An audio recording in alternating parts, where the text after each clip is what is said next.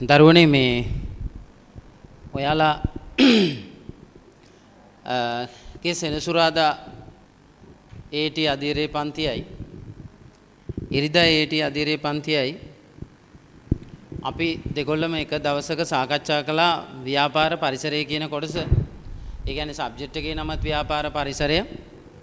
ඒ ව්‍යාපාර පරිසරය ඇතුලේ තියෙන පරිසරය සම්බන්ධයෙන් අපි කතා කරා. ඒ වගේම උපකාරක සේවා සම්බන්ධයෙන් රක්ෂණය ප්‍රවාහනය වගේ දේවල් ගැන කතා කළා. ඒකේ අර බැංකු හා මූල්‍ය ආයතන කියන කොටස අපි සාකච්ඡා කළේ නැහැ මට මතක හැටියට. දැන් ඔය දෙගොල්ලම ඒත් එක්කම පන්තිය වෙන්වෙන්ව තියෙන අවස්ථාවකත් මාතෘකාවක් මම කතා කරපු නිසා පන්තිය දෙතැනක තියෙන්නේ මට මතක හැටියට. ඒ නිසා මම ඔයාලට අද අලුත් මාතෘකාවක් ගේනවා සාකච්ඡා කරන්න. ඔයාලා දෙගොල්ලම කරලා නැති මාතෘකාවක්. නමුත් ඊටාත්ම වැදගත් වෙන මාතෘකාවක් මම දෙගොල්ලටම මෙතෙක් සාකච්ඡා කරලා නැති අලුත් නැවුම් මාතෘකාවක් අපි සාකච්ඡා කරමු. මේ මාතෘකාව තමයි පුතේ ව්‍යවසායකත්වය කියන මාතෘකාව. ව්‍යවසායකත්වය. මොකක්ද ව්‍යවසායකත්වය කියලා කියන්නේ? මොකද්ද ව්‍යවසායකයෙකුගේ තියෙන ඕන ලක්ෂණ? මොනවද ව්‍යවසායකත්ව වර්ග? කොහොමද ව්‍යවසායකයා කියන්නේ කවුද? ව්‍යවසායකයෙක් වෙන්න ඔබට පුළුවන්ද? රටකට ව්‍යවසායකත්වයේ කොච්චරක් දුරට වැදගත් වෙනවාද? මේ පිළිබඳව අපි ටිකක් සාකච්ඡා කරමු. ඔයාලගේ විෂය නිර්දේශයේ 105ක් වාගේ බර තැබීමක් මේ මාතෘකාව සම්බන්ධයෙන් තියලා තියෙනවා. ඒ වගේම ඔබ දැන් සාමාන්‍ය පෙළ සමත් වෙලා ප්‍රතිඵල ලැබිලා අතටපත් වෙලා තියෙන. ඒ නිසා ඔබ 2019 අවුරුද්දේ සාමාන්‍ය පෙළ විභාගයට පෙනී සිඳලා දැන් 2023 අවුරුද්දේ ඔබ උසස් පෙළ විභාගයට වාඩි වෙනවා. 2023 අවුරුද්දේ විභාගයට වාඩි වෙන ඔබට අනිවාර්යයෙන්ම වාණිජ්‍ය විෂය යටතේ, ඒ කියන්නේ වාණිජ්‍ය විෂය ධාරාව කිසියම් කෙනෙක් හදාරනවා නම් වාණිජ්‍ය විෂය ධාරාව යටතේ 12 වසරේ වාණිජ්‍ය යටතේ ඔබට ව්‍යවසායකත්වයේ කියන පාඩමක් තියෙනවා. ඒ නිසා දරුවනේ මේ මාතෘකාව අවස්ථා දෙකකදී ඔබට වැදගත් වෙනවා. එක තමයි AAT විභාගයේදී ව්‍යාපාර පරිසරය කියලා කියන කොටස සාකච්ඡාවේදී විභාගයට වැදගත් වෙනවා. ඊට අමතරව ඔබ පෙනී සිටින 2023 A level විභාගයටත් මේ කොටස වැදගත් වෙනවා. හැබැයි A level වල කතා කරන ප්‍රමාණයට වඩා යම් ප්‍රමාණයක් අඩු ප්‍රමාණයක් තමයි මම සාකච්ඡා කරන්නේ. සියල්ලම මෙතන සාකච්ඡා කරන්න බලාපොරොත්තු වෙන්නේ නැහැ. නමුත් අපි යම්කිසි ප්‍රමාණයක් සාකච්ඡා කරනවා මේ විභාගයට අවශ්‍ය වෙන ප්‍රමාණය ගලපාගෙන අරගෙන. right.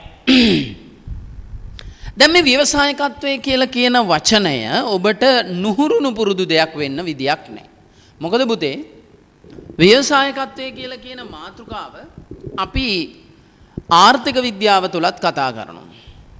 මම ඔයාලත් එක්ක කතා කරලා තියෙනවා. ලස්සන උදාහරණයකින් කතා කරලා තියෙනවා. ඔයාලා මතකයට ගත්තොත් එහෙම අර අපි ගඟ ගලා යන කතාව ගත්තොත් එහෙම මං කිව්වා සාමාන්‍යයෙන් අපි මේ දවස්වල වැහිබර කාලගුණ තත්වයකුත් තියෙන නිසා මේ ගඟ ගලා යන ඒවා ගැන හරි හොඳට උදාහරණ ගන්න පුළුවන්. මොකද ලංකාවේ තිබ්බ පාලම් අනම්මන නුත් ගඟට අහු වෙලා ගලාගෙනම යන්නේ නැති නිසා. හිතන්නකෝ ගඟක් තියෙනවා. මම මේ උදාහරණය නැවත ශනිකව කියනවා. මේකෙන් එහා මෙහා යන්න අපි භාවිතා කළා පොඩි ලෑලි පාලමක්. ලෑලි පාලමක්. ගම් වතුරට අහු වෙලා අවාසනාවකට මේක ගහගෙන ගියා.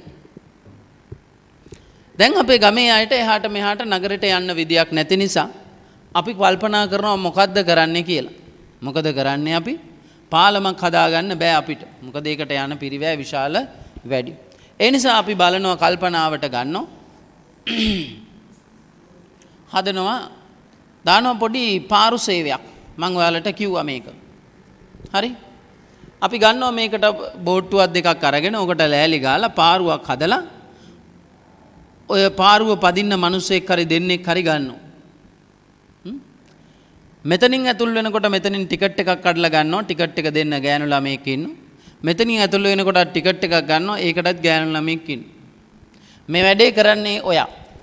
දැන් බලන්න මෙතන තියෙන නිෂ්පාදන ක්‍රියාවලියක් සිද්ධ වෙනවා. මොනවද? මිනිස්සු එහාට මෙහාට ගෙනෙන ප්‍රවාහන සේවාවක් සිද්ධ වෙනවා මෙතන. නිෂ්පාදනයක් සිද්ධ වෙනවා මෙතන. දැන් බලන්න මෙතෙන්ට මොනවද භාවිතා කරපු සම්පත් ටික කියලා. භාවිතා කරපු පළවෙනි එක තමයි ගඟ. ගඟ වනාහි නිෂ්පාදන සම්පතක් අපි ඒක සලකන්නේ භූමිය කියලා. ඇයි ඒ ස්වභාවික සම්පත. ඔරු පදින අය ඉන්නවා, ටිකට් කඩන අය ඉන්නවා. ඒ කියන්නේ මිනිස්සු ඉන්නවා. අපි ඒ අයට කියන්නේ ශ්‍රමය කියලා.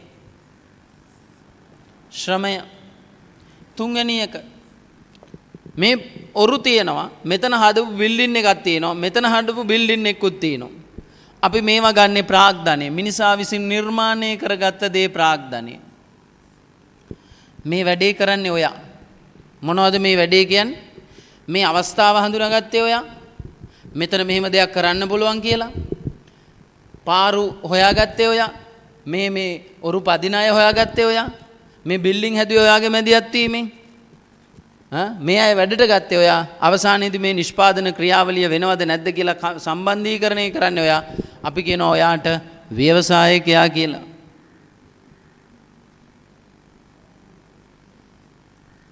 මෙතන ව්‍යවසායකයා සහ ව්‍යවසායකත්වයේ ඊටාත්ම වැදගත් දෙයක් උතේ. ඒ නිසා ව්‍යවසායකයා කියලා කියන කෙනා තමයි ආර්ථිකයේ තියෙන විවිධාකාර අවස්ථාවන් හඳුනාගන්නේ. උදාහරණයක් වශයෙන් මේ දවස්වල හැමතැනම මාස්ක් මහලා විකුණනවා. ඔයාලා දන්නවා. ඒක ඒ නිෂ්පාදන අවස්ථාවක් හඳුනා ගැනීම. මේ දවස්වල හෑන්ඩ් සැනිටයිසර්ස් හද විකුණනවා කට්ටිය. මොනවද මේ? පවතින තත්ත්වයේ හමුවේ නිෂ්පාදන අවස්ථාවන් හඳුනාගෙන තියෙනවා. දැන් බලන්න සියලු දෙනාම භාණ්ඩ විකුණනවා ඔන්ලයින්. ගෙවල් වලට ගෙනල්ලා හෝම් ඩෙලිවරි කරනවා. ඒ ව්‍යාපාරික අවස්ථා මේ තත්ත්වයට එක්ක ඇතිවෙච්ච ව්‍යාපාරික අවස්ථා. ඒක අවස්ථාවක්. ව්‍යවසායකයෝ හඳුනා ගන්න පුළුවන් වෙන්නට ඕන පවතින පරිසරය අධ්‍යයනය කරලා. අපි හැම වෙලාවෙම කරන්නේ ව්‍යවසායකයා හොඳට පරිසරය ගැන හොඳ අවබෝධයෙන් ඉන්නවා. පරිසරය ගැන හොඳ සංජානනීය ඉන්ද්‍රියන් අවදි කරගෙන ඉන්නවා. ටිකක් බර වචනයක් පැන්නේ පුතේ සංජානනීය ඉන්ද්‍රියන්. ඒ කියන්නේ අස්කන්නාසා වෙන මොකුත් නෙවෙයි. අස්කන්නාසා අරගෙන බලාගෙන ඉන්නවා මොනවද පරිසරය තුල වෙන්නේ කියලා. දැන් ඔබ දන්නවා පහුගිය කාලේ දිගටම අලුත් දේවල් පටන් ගත්තා. ඔයාලා දන්න එක ටැක්සි සර්විස් ආවා. මම නම් කියන්නට යන්නේ නැහැ. විවිධාකාර ටැක්සි සර්විස් ආවා. ඒ ඇයි තොරතුරු තාක්ෂණය හා සම්බන්ධව එකම ප්‍රවාහන අවශ්‍යතා කොහොමද තිබෙන්නේ? ඉස්සර අපිට ටැක්සියක් ගන්න ඕන වුණොත් එහෙම අපි යන්නේ හන්දියේ 3 wheelerට. නැත්තම් පාරට ගිහලා අත දික් කරනවා. දැන් අපි එහෙම නැහැ කරන්නේ. ගෙදරට වෙලා බලාගෙන ඉන්නවා. ගෙදරට ඇවිල්ලි වල අර මිනිස්සයා හෝන් කරනවා. බලන්න වෙනස් වෙලා තියෙන්නේ. දැන් ওই අවස්ථාව මිනිස්සු ගත්තා. මේක අවස්ථාවක්. ඒ වගේ තමයි පුතේ ආර්ථිකයක කිසියම් ආකාරයක පාරිසරික වෙනස් වීම වෙනවා. මිනිස්සුන්ගේ පරිභෝජන රටාව වෙනස් වෙනවා. දැන් බලන්න කාන්තාවෝ ඉස්සර වැඩට ගියේ නැහැ. ගෙවල් වල උයා පියාගෙන දරුවෝ බලාගෙන හිටියා. දැන් කාන්තාවෝ වැඩට යනවා.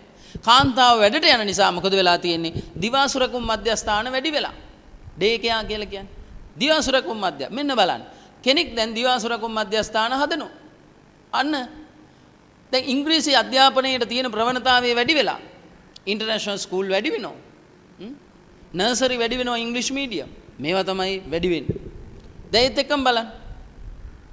අපේ ආහාර රුචි අරුචිකම් වෙනස් වෙනවා. ඉස්සර නම් අපේ රටේ පවුලේ සියලු දෙනාම ගෙවල් වල උයා පියාගෙන කන පුරුද්දක් තිබ්බේ. දැන් මේක ටික ක්‍රමානුකූලව වෙනස් වෙලා. සමහර අය කියනවා අපි හවසට නැත්තම් රැයට කෑම එළියෙන් කමු. මේවා වෙනස් වෙලා මේ පරිසරය. ඉතින් ඒවත් එක්ක තමයි මිනිස්සු විවිධාකාර අවස්ථාවන් හඳුනාගත්තේ. ෆාස්ට් ෆුඩ්ස් ඒ කියන්නේ ක්ෂණික කෑම. ඉස්සර අපි කෑවේ අපේ ගෙදර දොරේ පියාගෙන කාපු කෑම. නමුත් පරිසරය වෙනස් වීමත් එක්කම සියල්ල වෙනස් වුණා. දැන් මොකද උනේ? මේවා බලාගෙන ඉන්න කෙනෙකුට පුළුවන්කම තියෙනවා මේවා අවස්ථා විදියට අරගෙන ඔවුන් ව්‍යාපාරික අවස්ථාවක් ගොඩනගා ගන්න. ව්‍යාපාරික අවස්ථා ගොඩනගා ගැනීමේ හැකියාව තියෙනවා. ඉතින් හොඳම දේ තමයි ව්‍යවසායකයෙක් වෙන්න නම් පුතේ පළවෙනි කාරණේ පරිසරය ගැන හොඳ අවබෝධයෙන් ඉන්නට ඕන. පරිසරය ගැන හොඳ අවබෝධයෙන් ඉඳලා ඇතිවෙන ව්‍යාපාරික අවස්ථාවන් ග්‍රහණය කර ගැනීමේ හැකියාව තියෙන්නට ඕන. ඇතිවන ව්‍යාපාරික අවස්ථාවන් ග්‍රහණය කර ගැනීමේ හැකියාව ඔහුට අනිවාර්යයෙන්ම තියෙන්නට ඕන. එහෙම තමයි ව්‍යවසායකත්ව අවස්ථාවන් ව්‍යවසායකත්ව තත්වයන් ගොඩනගා ගන්න පුළුවන් වෙන්නේ.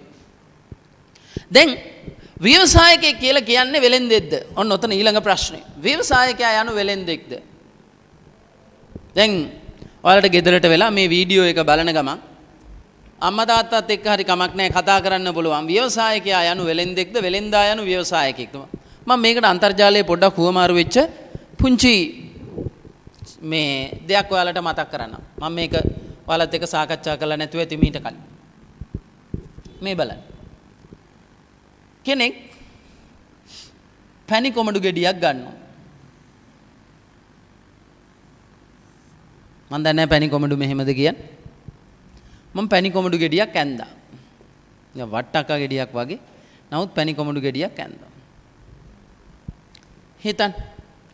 පැණි කොමඩු ගෙඩියක් අරගෙන රුපියල් 30ට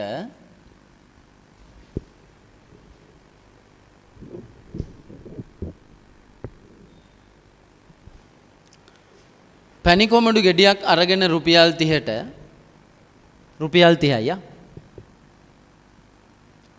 LKR 30යි අපිට ඩොලර් නැහැනේ ඒ නිසා ලංකා රුපියල් මත ධාන ශ්‍රී ලංකා රුපියල් අපි අංකණය කරන්නේ LKR වලින් බව නෑ SLR එහෙම නෙවෙයි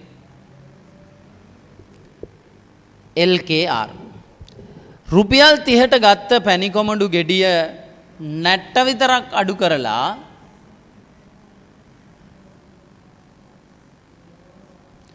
රුපියල් 60ට විකුණනවා. මොහු වෙලෙන්දෙක්ද ව්‍යවසායකයෙක්ද? මොහු වෙලෙන්දෙක්. මෙයා බයින් ඇන්ඩ් සෙලින් ගත්තා වික්කා. අල කිලෝ එකක් රුපියල් 60ට අරගෙන 100ට වික්කා. මොහු වෙලෙන්දෙක්. මොහු ව්‍යවසායකයෙක් නෙවෙයි. මොකක්ද ව්‍යවසායකයා කියලා කියන්නේ? පැණි කොමඩු ගෙඩියෙන්ම ගත්තොත් ව්‍යවසායකයා මෙහෙමයි. ගන්නව පැණි කොමඩු ගෙඩියක් අරගෙන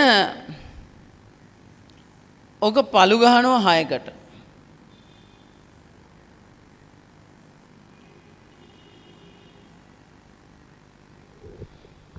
පළු ගහනවා 6කට. කෑලි 6කට කපනවා. ඕකෙන් දෙකක් ගන්නවා වෙන් කරලා. අරගෙන පොඩි කෑලි කපලා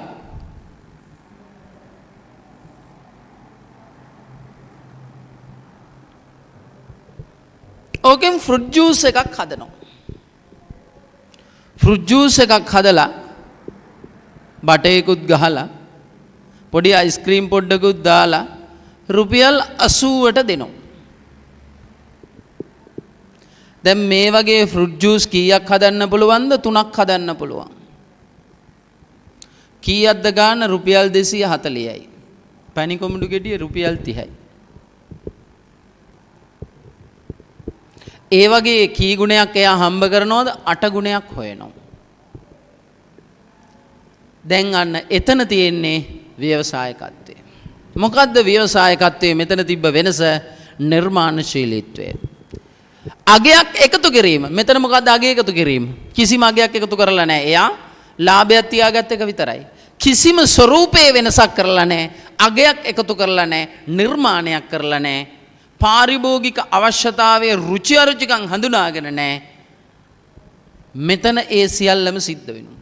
ඒ නිසා පුතේ ව්‍යවසායකත්වය කියලා කියන්නේ පාරිභෝගිකයාගේ තියෙන රුචි අරුචිකම් හඳුනා ගන්න තැන ඉඳලා නිර්මාණශීලීත්වය ඇති කරන තැන ඉඳලා යම්කිසි අවදානමක් බාර ගන්න ඕන නැත්තේ නේ. ඒ නිසා පුද්ගලයෙකුගේ අවශ්‍යතාවයන් රුචි අරුචිකම් අවශ්‍යතා උවමනා හඳුනාගෙන ඒවා වඩාත් හොඳින් අභිප්‍රේරණය කරන්න පුළුවන් විදිහට මෙන්න මේ භාණ්ඩ හා සේවා නිෂ්පාදන ක්‍රියාවලිය සම්බන්ධීකරණය කිරීම මෙහෙයවීම ඒ සඳහා අවශ්‍ය කරන නිෂ්පාදන සම්පත් ඒකරාශී කිරීම අවදානම දැරීම ඊට මුහුණ දීම අවසානයේදී ලාභයක් උපයා ගැනීම කියන සියලුම කාරණා ව්‍යවසායකත්වය කියලා කියන එක ඇතුලේ රඳා පවතිනවා. මේ ව්‍යවසායකත්වය කියලා කියන එක තුල ගැබ්ව පවතිනවා. ඒ නිසා ව්‍යවසායකත්වය කියලා කියන එක ඊ타ත්ම වැදගත් දෙයක්. රටක දියුණුව සඳහා තාමත්ම වැදගත් දේ තමයි ව්‍යවසාය. කොච්චර ශ්‍රමිකයෝ හිටියත් වැඩක් නැහැ පුතේ. කොච්චර සල්ලි තියෙන මිනිස්සු හිටියත් වැඩක් නැහැ. කොච්චර ඉඩම් කඩම් තිබ්බත් වැඩක් නැහැ. රට දියුණු වෙන්නේ ව්‍යවසායකයෝ හිටියොත් විතරයි. ව්‍යවසායකයෝ තිබ්බොත් තමයි අපිට හොඳ භාණ්ඩ හා සේවා එන්නේ. හොඳ ගුණාත්මක සේවාවක් ලබා ගන්න පුළුවන් හොඳ ව්‍යවසායකත්වය. හොඳ නිර්මාණකරුවෝ බිහි වෙන්නේ ව්‍යවසායකත්වයේ හිටියොත් විතරයි. ඒ නිසා ඔබට මේ පාඩම ඉතාමත්ම වැදගත් වෙනවා. ඔබත් අනාගතයේ දවසකදී හොඳ ව්‍යවසායකයෙක් වෙයි කියලා බලාපොරොත්තු වෙන තමයි මේ පාඩම් යම් ප්‍රමාණයක් හරි ඔබේ විෂය නිර්දේශයට ඇතුළත් කරන්නේ.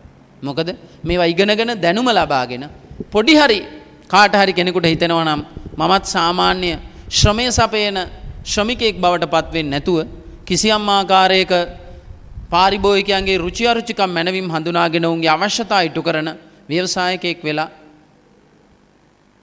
පාරිභෝගික අවශ්‍යතා තෘප්තිමත් කරනවා. ඒ තුලින් Tamanට හොඳ ජීවන තත්ත්වයක්, සමාජයට හොඳ ජීවන තත්ත්වයක් සාතික කරනවා කියලා ඔවුන්ට හොඳම ව්‍යවසායකත්වය. රයිට්. දරුවනේ අපි මේ මාතෘකාවේ ලොකු ගැඹුරක් නැහැ. මූලික කාරණා ටිකක් අපිට සාකච්ඡා කරන්නට තියෙන්නේ. ඒ නිසා ඔයාලා පුංචි සටහන් කීපයක් විතරක් ලියා ගන්න තියෙන්නේ. ගැඹුරින් සාකච්ඡා කරන්නට නෑ. ඒ නිසා අපි ඉස්සලාම හඳුනාගමු මොකක්ද මේ ව්‍යවසායකත්වය කියන්නේ කියලා. රයිට්. ලියා ගන්න පුතේ මාතෘකාව ව්‍යවසායකත්වය.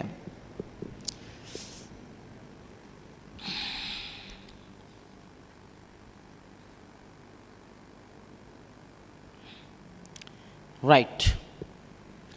ලියා ගන්න. ව්‍යවසායකත්වය යනු ව්‍යවසායකත්වයේ යන්න එහෙම ලියන්න. ව්‍යවසායකත්වයේ යන්න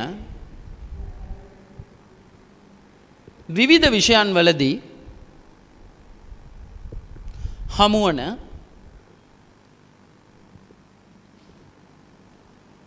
සංකල්පයක් වන අතර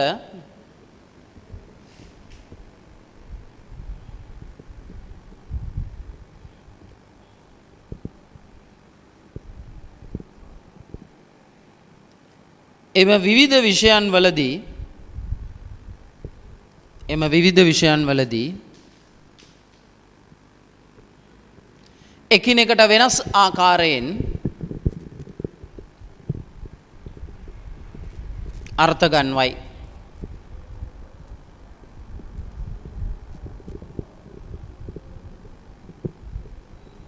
කෙසේ නමුත්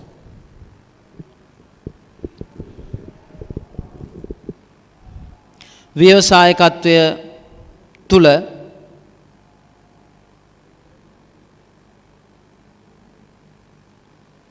දක්නට ලැබෙන පොදු ලක්ෂණයන්ද නැතුවාම නොවේ. පොදු ලක්ෂණයන්ද නැතුවාම නොවේ.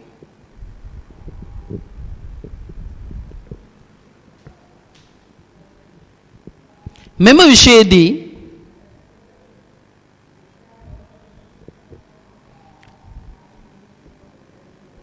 ව්‍යවසායකත්වයේ යන්න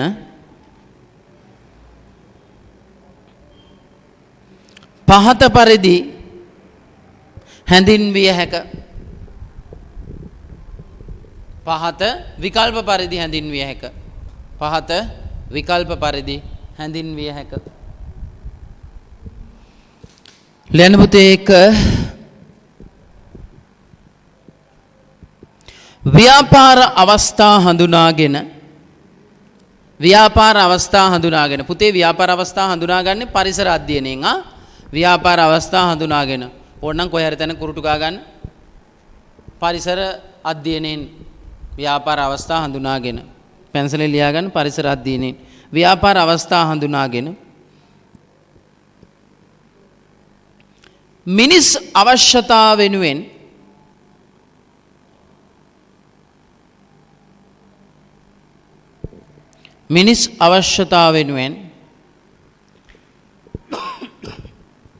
උවමනා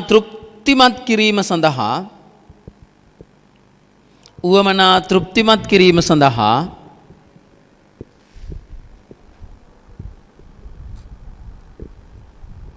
මෙන්න මේ වචන ටික හයිලයිට් කරගන්න පුතේ. නව්‍යතා සම්පාදනය නව්‍යතා සම්පාදනය නව්‍යතා සම්පාදනය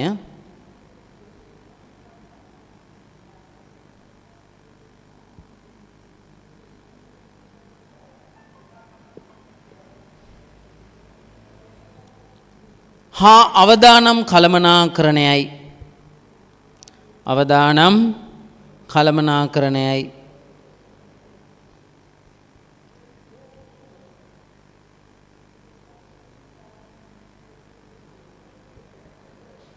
දෙවනි තරුව දාගන්න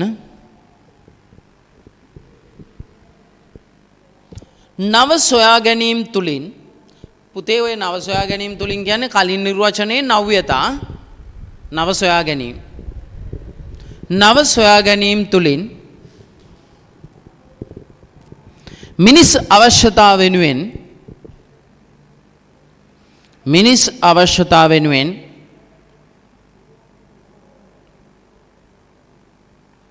උවමනා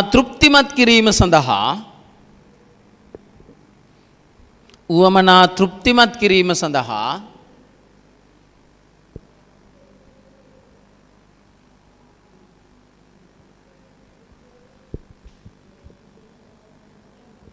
සංවිධානයක් නිර්මාණය කිරීමේ උවමනා තෘප්තිමත් කිරීම සඳහා සංවිධානයක් නිර්මාණය කිරීමේ දැන් බලන්නකෝ මෙතන මේ පාරු සේවය සංවිධානයක් නිර්මාණය වෙලා අපි ෆෘට් ජූස් කඩයක් දාන එක සංවිධානයක් නිර්මාණය වෙලා නව සොයා ගැනීම තුලින් මිනිස් අවශ්‍යතාව වෙනුවෙන් උවමනා තෘප්තිමත් කිරීම සඳහා සංවිධානයක් නිර්මාණය කිරීමේ ක්‍රියාවලිය ව්‍යවසායකත්වයයි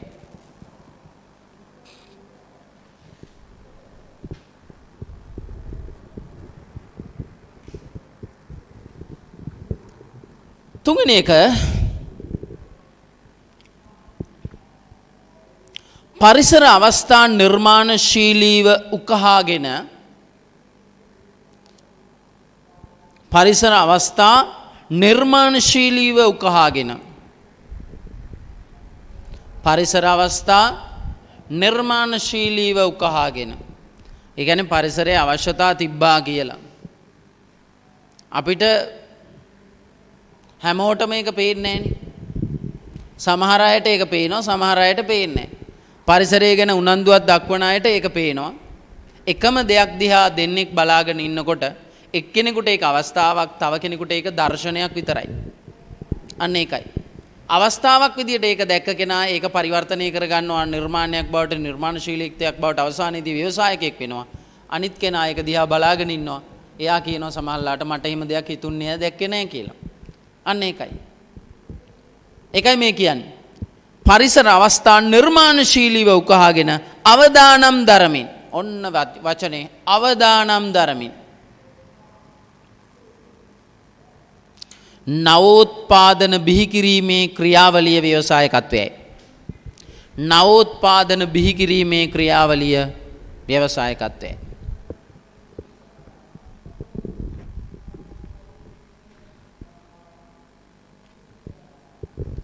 දැන් ඔබ මේ නිර්වචන නැත්තම් අදහස් තුන ඔළුවට එද්දී මේක ලියාගනිද්දී මේකේ තියෙන බරපතල වචන දෙකක් තුනක් ඔබට තේරුම් කරලා දෙන්නට ඕන. මෙතන කියවිච්ච කාරණා ප්‍රබල කාරණා තුනක් තියෙනවා. මොකද්ද? පරිසර අවස්ථා හඳුනා ගැනීම,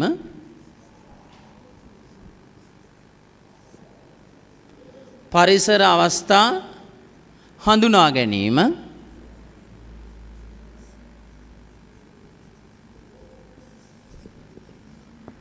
දෙක නව්‍යතා බිහි කිරීම,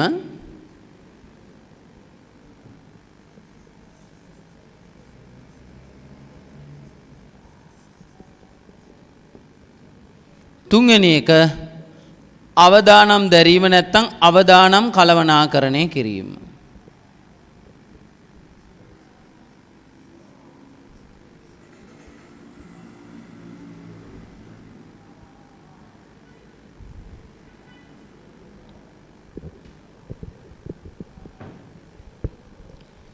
කාරණා තුනයි. මොකද්ද පුතේ? පළවෙනි එක පරිසර අවස්ථා හඳුනා ගැනීම. මතක තියාගන්න පරිසර අවස්ථා හඳුනා ගැනීම ඔබ විසින්ම කළ යුතුයි. ඔබ ව්‍යවසායකයෙක් වෙනවා නම් අනාගතයේ දවසකදී පරිසර අවස්ථා කවුරුත් හඳුනාගෙන මෙන්න මෙහෙම එකක් තියෙනවා කියලා කියන්නේ. ඔබ විසින්ම මේ සඳහා ඔබේ මං අර කලින් කිව්වා වගේ සංජානනීය ඉන්ද්‍රයන් අවදිව තියාගන්නට ඕන. මොනවද මේ වෙලාවේ අපිට තියෙන්නේ? මොනවද මේක අවස්ථාවක් කරගන්න පුළුවන්? ව්‍යවසායකයා කියන්නේ හැම වෙලාවෙම පරිසරය දිහා බලාගෙන ඉන්න අවබෝධයෙන්, අවධානයෙන් බලාගෙන ඉන්නවා. පරිසරය අපිට වෙනස් කරන්න බෑ. පරිසරය වෙනස් වෙනවා කාලයත් එක්ක. ඒ වෙනස් වෙන පරිසරය වෙනස් වෙගෙන එනකොට නිර්මාණය වෙන අවස්ථාවන් ටික අපි ගන්න ඕන අනිත් අයට කලින්. ඔන්න ඕක තමයි වැදගත්. පරිසර අවස්ථා හඳුනා ගැනීම කියලා කියන්නේ අවසානයේට හඳුනාගෙන වැඩක් නැහැ. කලින් හඳුනා ගන්නට ඕන. කලින් හඳුනාගත්තොත් අන්න අපි ඒකට කියනවා තරංගකාරී වාසි වෙනවා කියලා. තරංගකාරී වාසි, competitive advantages. අවසාන වතාවට හඳුනාගත්තොත් වැඩක් නැහැ. දැන් තරංගයක් ආරම්භ කරනකොට નિયમિત නීති රීති වලට අනුකූලව තප්පරෙන් දශමෙන් එකෙන් හරි කමන්නේ කලින් පටන් ගත්ත එක්කනා තරංගෙ දිනනවා. හැබැයි අන්තිමට පටන් ගත්ත එක්කනා තරංගෙ නියත වශයෙන් කොච්චරද එයාගේ හැකියාව තිබ්බත් පරදිනවා. ඒ නිසා කලින් පළමුව පෙර ආතුව අන් අයට කලින් పూర్ව වශයෙන් මේ පරිසර අවස්ථාව හඳුනා ගැනීම අපි අනිවාර්යෙන් කරන්නට ඕන. ඒක තරංකාරී වාසිය. ඒක තරංකාරී වාසිය. තරංකාරී වාසිය කියලා කියන්නේ අන් අයට වඩා අපට අත්පත් වෙනවා. තරංකරුවන්ට වඩා අපිට ඒ දේ ඉක්මනින් පළමුව කිරීම තුලින් අපිට යම්කිසි වාසිදායක තත්වයක් අත් කරගන්න පුළුවන් හැකියාව. ඊළඟ තමයි නව්‍යතා බිහි කිරීම. අලුත් දෙයක් කරන්නට ඕන. නව්‍යතා කියලා කියන්නේ පුතේ අලුත් දෙයක්. අලුත් දෙයක් කියලා කියන්නේ එක්කෝ තියෙන දෙයක් නැති දෙයක් අලුතෙන් හදීම, නැත්තම් තියෙන දේම තමා ගුණාත්මක වෙනසක් හදන එක. දැන් උදාහරණයක් වශයෙන්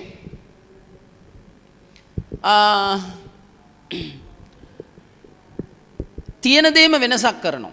නැත්තම් තියෙන දේම ස්වරූපේ වෙනසක් කරනවා. උදාහරණයක් වශයෙන් ඔයාලට මතක නැතුව ඇති ඔයාලගේ අම්මලා තාත්තලාගෙන් අහන්න බලන්න දැන් ගෙදර ඉන්න ගමන් ඉස්සර තිබ්බ අලියා ගිනි පෙට්ටි කියලා જાතියක්. අලියා ගිනි පෙට්ටි. දැන් නැහැ.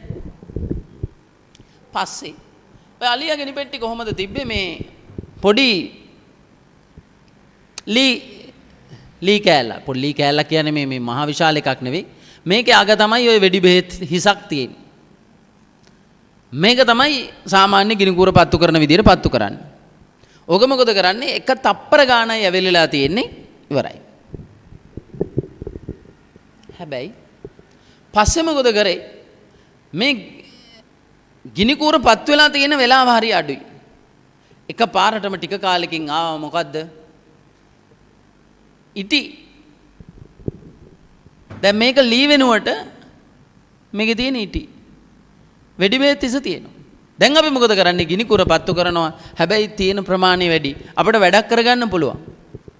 නිමෙන්නේ නැහැ ඉක්මනටම. මේක එහෙම නැහැ. පොඩි හුලන් පාරටත් නිමෙනවා. මේක එහෙම නැහැ. දැන් බලන්න. අන්න ගිනි පෙට්ටිය කියන එක වෙනස් වුන්නේ නැහැ. හැබැයි ස්වරූපය වෙනස් වුණා. ටික කාලෙකින් පස්සේ මොකද උනේ? දැන් මේක පත්තු කරාට පස්සේ ආයෙ පත්තු කරාම තමයි අපිට අවශ්‍ය වෙලාවේදී නිවල දැම්මටත් වැඩක් වෙන්නේ නැහැ. පස්සේ මොකද කරේ? මේක අනිත් එකේ ආරක්ෂාව හරි අඩුයි. ඒ නිසා පස්සේ ටික කාලයකදී ආවා ලයිටර් එක. අන්න තවත් ස්වරූපේ වෙනස් වුණා. දැන් බලන්න. අපිට හෑන්ඩ් ෆෝන් එක ආවා.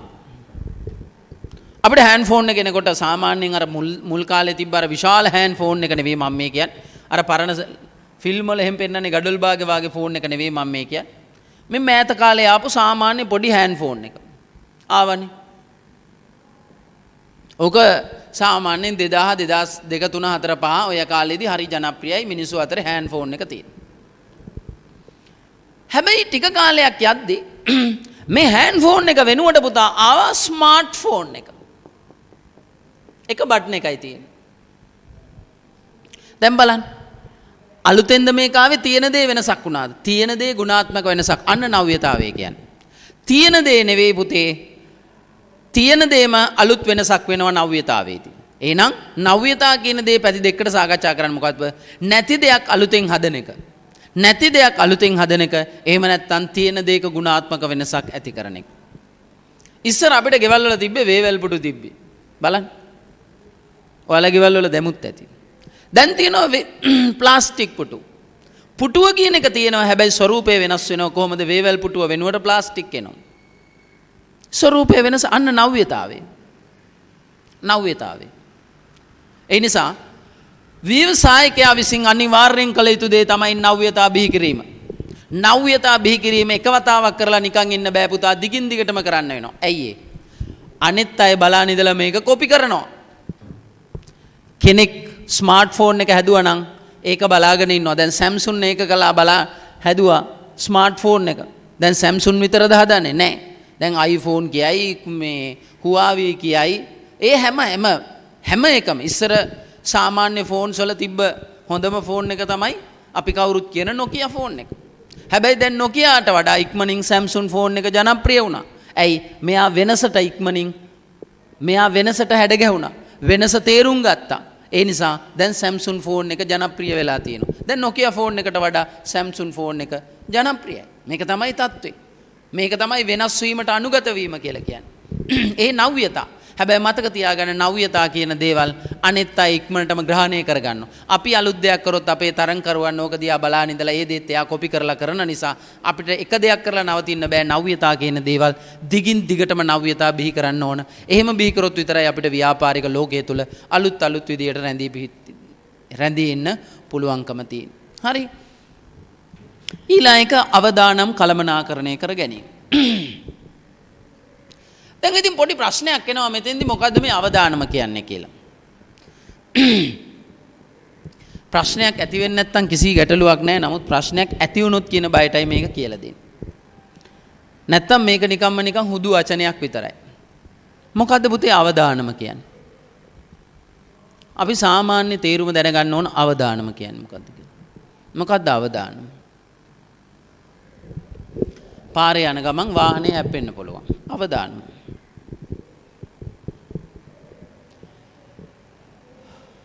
මොකක්ද අවදානම කියන්නේ? නොසිතූ පරිදි යමක් සිදුවීමට හෝ සිතූ පරිදි යමක් සිදු නොවීමට ඇති ඉඩ ප්‍රස්තාවට කියන අවදානම කියලා. දැන්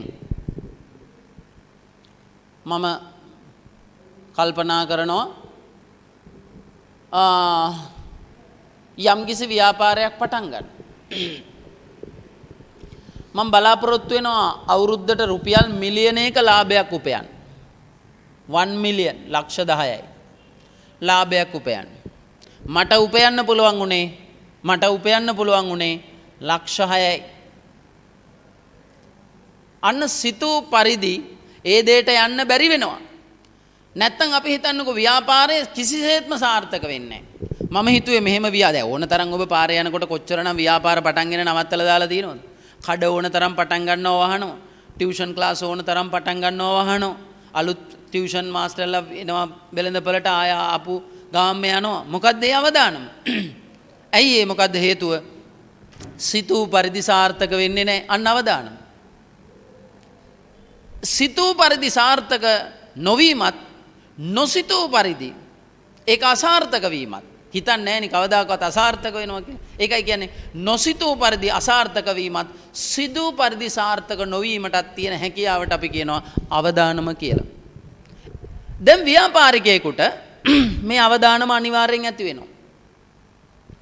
ඔබ ව්‍යාපාරිකයෙක් ළඟ වැඩ කරනවා නම් කළමනාකරුවෙක් විදියට හරි ශ්‍රමිකයෙක් විදියට ඔබේ අම්මා හරි තාත්තා හරි කවුරු හරි එයාට අවදානමක් නැහැ. මොකද මාසේ අන්තිමට වැටුප හම්බ වෙනවා. කිසි අවුලක් නැහැ.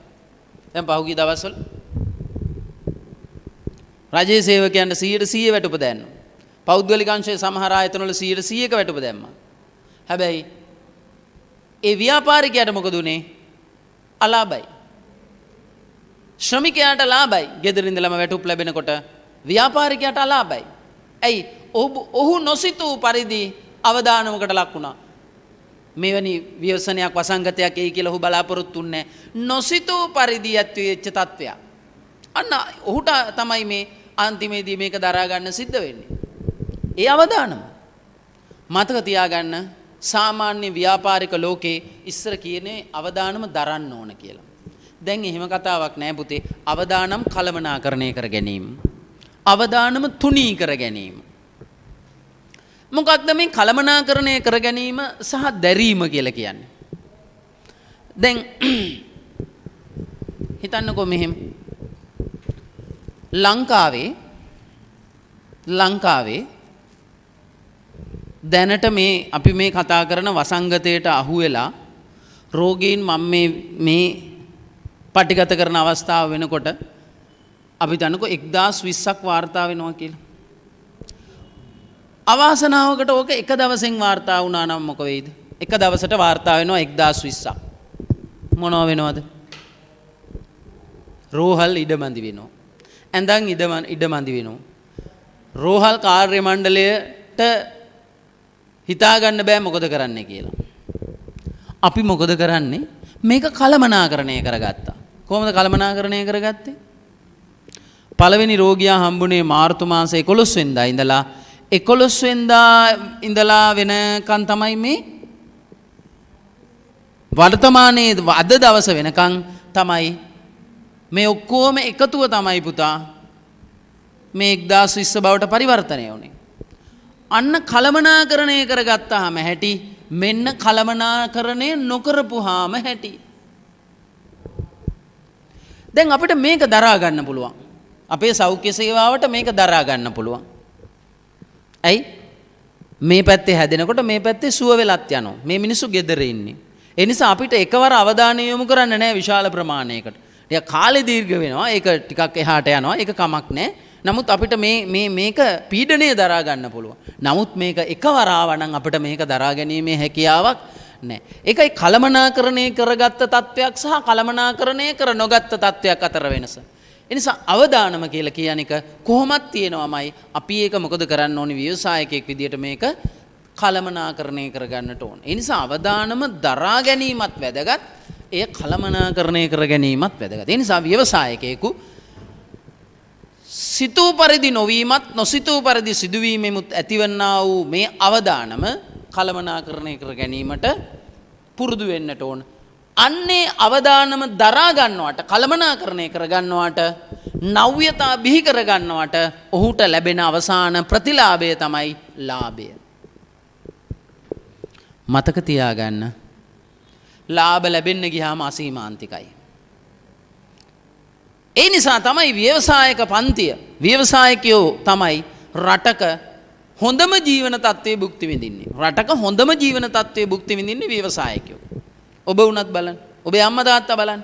ඔබේ අම්මා තාත්තා ඔබේ සහෝදරිය සමහර ලාවට මාසෙට රුපියල් ලක්ෂයට 1,50,000ට නැත්තම් 50,000ට නැත්තම් 60,000ට රැකියාව කරනවා ඇති. හැබැයි ඒ ව්‍යාපාරිකයා ඔබේ අම්මා හරි තාත්තා හරි නංගි හරි ඔබේ අම්මා හරි තාත්තා හරි සහෝදරයෙක් හරි වැඩට යන ව්‍යාපාරයේ අයිතිකාරයා කොච්චර ලාභයක් මාසෙට ගන්නවද? ඔහු මාසෙට කී වතාවක් රට යනවද? අවුරුද්දට කී වතාවක් රට යනවද? ඔහු පාවිච්චි කරන වාහනේ අඳින පළඳින ඇඳුම් පැළඳුම් වෙඩින් එකක් ගත්තොත් ගන්නෙ මොන හොටෙල් එකේද? හැබැයි ඔබේ පවුලේ අය කන්නේ බොන්නේ කොහෙද? රට ගිහිල්ලා තියෙන අවුරුද්දරම එක වතාවයි. හැබැයි ව්‍යවසායකයෝ තමයි වැඩිපුර සම්පත් භුක්ති විඳින්නේ. ඇයි ඔවුන්ට මෙන්න මේ අවදානම කළමනාකරණය කිරීම නව්‍යතා බිහි කිරීමට ඔවුන්ට ලැබෙන ආර්ථික ප්‍රතිලාභය ඉතාමත්ම වැඩි, ලාභය ඉතාමත්ම වැඩි, අසීමාන්තිකයි. ඒක සමහර ලාවට මේක ලැබෙන ප්‍රමාණය. ඒක නිසා හොඳ ව්‍යවසායකයෙක් වුණොත් ඔබට අනාගතයේදී ඉහළින් සම්පත් භුක්ති විඳින්න පුළුවන්, ආර්ථික අවස්ථා හොඳින් ග්‍රහණය කරගන්න පුළුවන්, සමාජය තුළ හොඳ කීර්ති නාමයක්, හොඳ චරිතවත් බවක්, ප්‍රසිද්ධියක්, ජනප්‍රියතාවයක් ළඟා කරගන්න පුළුවන්. දැන් උනත් බලන්න ලංකාවේ ඉහළ පෙළේ ව්‍යාපාරිකයෝ ඉන්නවා. ව්‍යාපාරික පන්තියක් තියෙනවා. ලංකාවේ පළවෙනි ධනපතියා මෙයා, ව්‍යාපාරිකයා මෙයා, අහවලා කියලා කියනවා. දැන් ඔවුන්ට තියෙනවා යම්කිසි අනන්‍යතාවයක්, ජනප්‍රියභාවයක්. ඔවුන්ට තියෙනවා මහා බලයක් තියෙනවා රට තුල. විශාල සම්පත් භුක්ති විඳීමේ හැකියාවක් තියෙනවා. ඔහුගෙන් ජීවත් වන පිරිසක් ඉන්නවා. අන්න ඒකයි කියන්නේ ව්‍යවසායකත්වය කියලා කියන්නේ ඔන්න ඔය වගේ තත්ත්වයක්. රයිට්? හරි.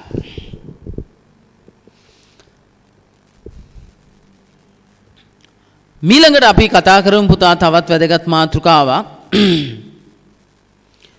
ව්‍යවසායකත්වයේ තියෙන ප්‍රතිලාභ මොනවද කියලා. ලියාගන්න පුතේ මාතෘකාවක්. ව්‍යවසායකත්වයේ තියෙන ප්‍රතිලාභ. මොනවද ව්‍යවසායකයෙකුට තියෙන ප්‍රතිලාභ? අපිට නිකන් හිතෙන්න පුළුවන් එකපාරට මේ ව්‍යවසායකයෙකුට තියෙන ප්‍රතිලාභ මේවා. එකයි. ලාභය තමයි අපිට මතක් වෙන්නේ. නෑ පුතේ. ව්‍යවසායකයෙකුට තියෙන ප්‍රතිලාභ කීප පැත්තකින් සාකච්ඡා කරන්න පුළුවන්. එකක් තමයි ව්‍යවසායකත්වයේ තියෙන පුද්ගල ප්‍රතිලාභ, අනිත් එක ව්‍යවසායකත්වයේ තියෙන සමාජ ප්‍රතිලාභ, අනිත් එක ව්‍යවසායකත්වයේ තියෙන ආයතනික ප්‍රතිලාභ කියලා. රයිට්. ලියා ගන්න පුතේ මෙහෙම. ව්‍යවසායකත්වයේ ප්‍රතිලාභ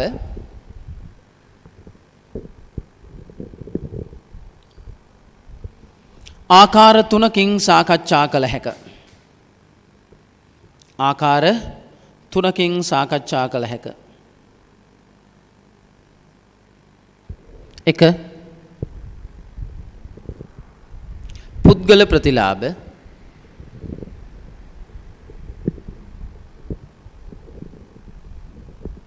දෙක ව්‍යවසායකත්වයේ ආයතනික ප්‍රතිලාභ, ව්‍යවසායකත්වයේ ආයතනික ප්‍රතිලාභ, ඊළඟ එක ව්‍යවසායකත්වයේ සමාජ හා ආර්ථික ප්‍රතිලාභ, ව්‍යවසායකත්වයේ සමාජ හා ආර්ථික ප්‍රතිලාභ.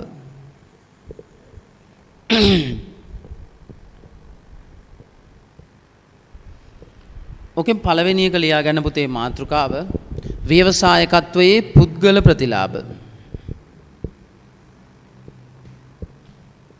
ව්‍යවසායකත්වයේ පුද්ගල ප්‍රතිලාභ.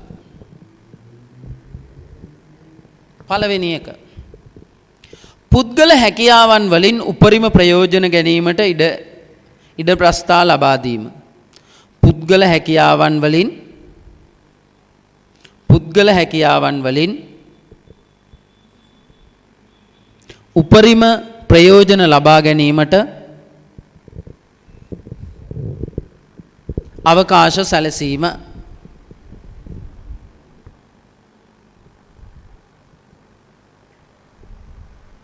දැන් හිතන්නකෝ කිසියම් කෙනෙකුට පුළුවන් තියෙනවා මේ නර්තන හැකියාවක්.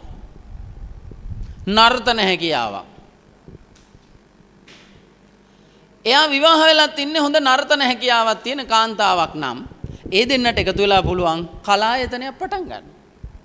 දැන් ලංකාවේ තියෙන එහෙම ප්‍රසිද්ධ කලායතන husband and wife එකතු වෙලා කරන කලායතන තියෙනවා. මොකද්ද මේ වෙන්නේ? එයාගේ තියෙන හැකියාව, පෞද්ගලික හැකියාව එයා ව්‍යාපාරයක් බවට පරිවර්තනය කරගෙන ඉන්නවා. දැන් ඉගැන්වීම කියන්නේ කෙනෙකුගේ හැකියාවක් නේ. සයල් දැන් කරුණු දන්නවා කියලා ඉගන්නන්න බෑනේ. ඒ වචන එන්නේ නැහැ. ඒ අවස්ථාවට අනුව උදාහරණයක් එන්නේ නැහැ. ගලපා ගන්න එන්නේ නැහැ. කරුණු දන්නවා. දැනගත්තට ඒක ව්‍යාපාරිකයෙක් අවස්ථාවක් එන්නේ නැහැ. ව්‍යාපාරික අවස්ථාවක් බවට පරිවර්තනය කරගන්න දන්නේ නැහැ. අන්න එහෙනම් කෙනෙකුට උගන්වන්න පුළුවන් නම් අන්න ඔහුගේ හැකියාවන් වලින් ප්‍රයෝජනෙට ගන්න ඔහුට පුළුවන් ක්ලාස් එකක් දාගන්න. ආයතනයක් පටන් ගන්න. අන්න පෞද්ගලික හැකියාවන් වලින් ඔහුට තියෙනවා ඒවා ප්‍රයෝජනෙට ගන්න පුළුවන්, උපරිම ප්‍රයෝජනෙට ගන්න පුළුවන් ඉඩ ප්‍රස්තාවක් හදාගන්න ව්‍යවසායකත්වයේ තුලින් හැකියාව ලැබෙනවා.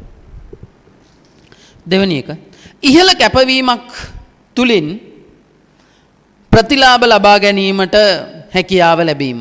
ඉහළ කැපවීමක් තුලින් ඉහළ ප්‍රතිලාභ ලබා ගැනීමට හැකියාවක් තිබීම.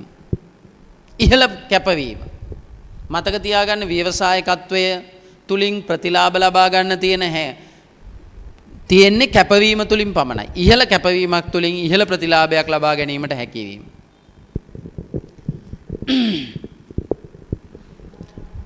දැන් ලංකාවේ එක්තරා ව්‍යවසායකයෙක්, ව්‍යාපාරිකයෙක් මේ ළඟදී එක්තරා රූපවාහිනී නාලිකාවකට ඇවිල්ලා එක්තරා නිවේදකයෙක් සමග පිළිසඳරකට සහභාගී වෙනවා. මම මේක අහගෙන හිටියා. මේ පුංචි කතාව ඔබට කියන්නේ මම. එක්තරා ව්‍යාපාරික, මං කියන්නේ නම කවුද කියලා. එක්තරා රූපවාහිනී channel එකකට ඇවිල්ලා එක්තරා නිවේදකයෙකු සමග සිදු කරන ලද සාකච්ඡාවේදී මෙන්න මෙහෙම කියනවා. නිවේදකයා අහනවා, ඔබ නිකන් ඉන්නේ නැද්ද? එක මොහොතක්වත් පොතක් පතක් කියවගෙන එහෙම නිකන් ඉන්න ඔබට ආසාවක් නැද්ද?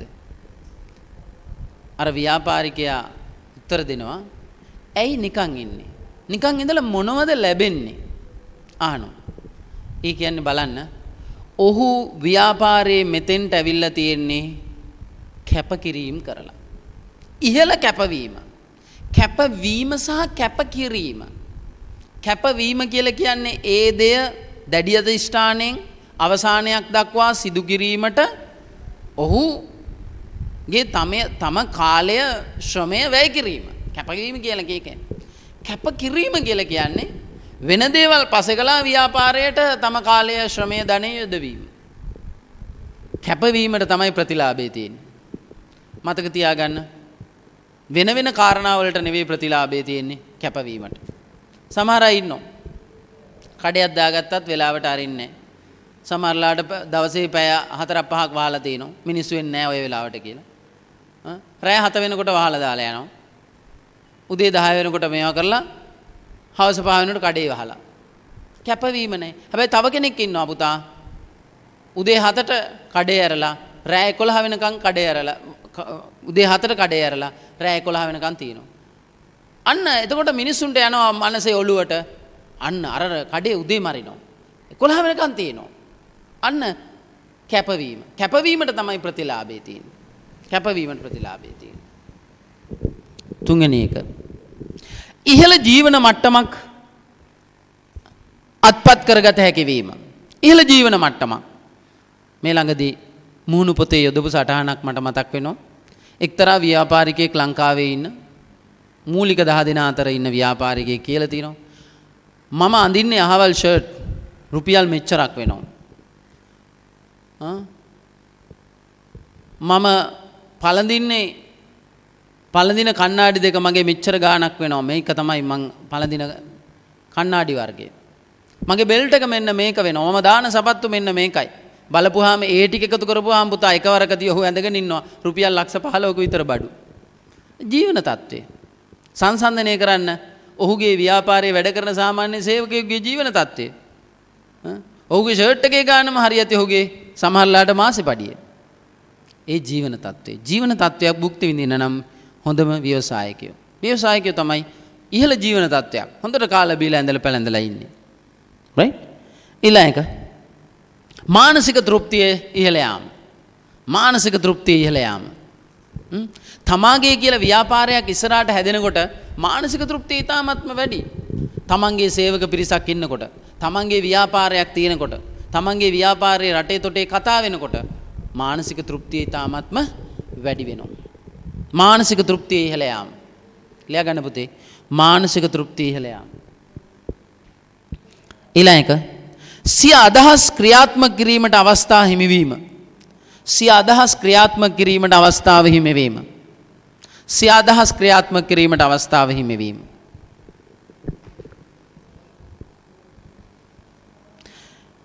ඊළඟ තීරණ ගැනීමේ හැකියාව.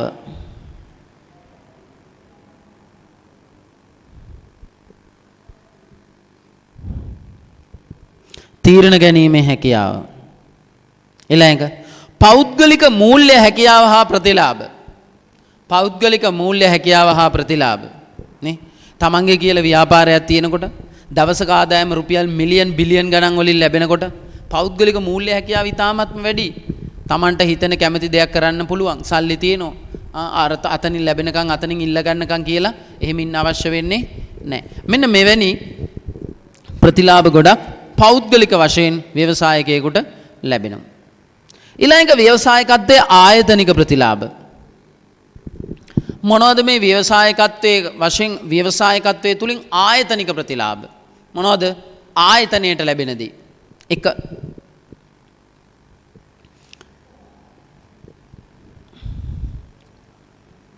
ව්‍යාපාරයේ පැවැත්ම තහවුරු කරගත හැකි වීම. මම මේ කීපයක් ඔයාලට දෙන්නම්. ව්‍යාපාරයේ පැවැත්ම. හොඳට මතක තියාගන්න ව්‍යවසායකත්වයේ ප්‍රධාන අරමුණකුත් වෙනවා ඕක. පැවැත්ම තහවුරු කර ගැනීම. පැවැත්ම. ඉස්සලා තියෙන්න එපාය ලාභ ලබන්න හරි. පැවැත්ම තහවුරු. දැන් මේ දවස්වල සමහර ව්‍යාපාර උත්සාහ කරන්නේ තනිකරම පැවැත්ම රඳවා ගන්න තමයි. ලාභ ලබන එක කෙසේ වෙතත් පැවැත්ම තියාගන්න ඕන. පැවැත්ම තිබ්බොත් තමයි දැන් අපි කියන්නේ කොරෝනා වලට ඉස්සලා ජීවත් වෙලා ඉන්න එපාය වෙන ඒවා කරන්න කියලා. පැවැත්මට තමයි අංක 1. 2 ව්‍යාපාර කටයුතු පුළුල් කර ගැනීමට අවකාශ බිහිවීම. ව්‍යාපාර කටයුතු පුළුල් කර ගැනීමට අවකාශ බිහිවීම. ව්‍යාපාර කටයුතු පුළුල් කර ගැනීමට අවකාශ බිහිවීම. ව්‍යාපාර කටයුතු පුළුල් කර ගැනීමට අවකාශ බිහිවීම.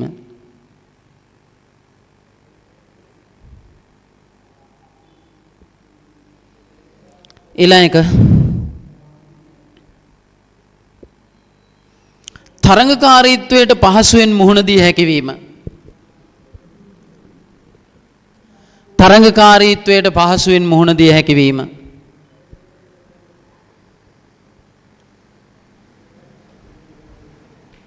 තරංගකාරීත්වයට පහසුවෙන් මුහුණ දී හැකිවීම.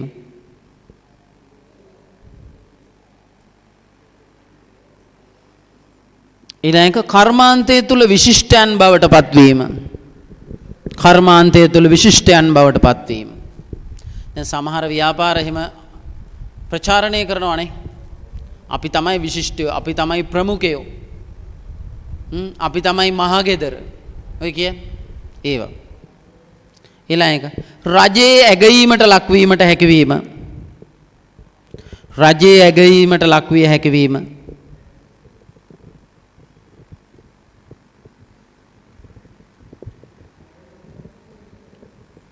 ඊළඟ ලාභදායීත්වය වැඩි කර ගැනීමට හැකියවීම. ලාභදායීත්වය වැඩි කර ගැනීමට හැකියවීම. ලාභදායීත්වය වැඩි කර ගැනීමට හැකියවීම.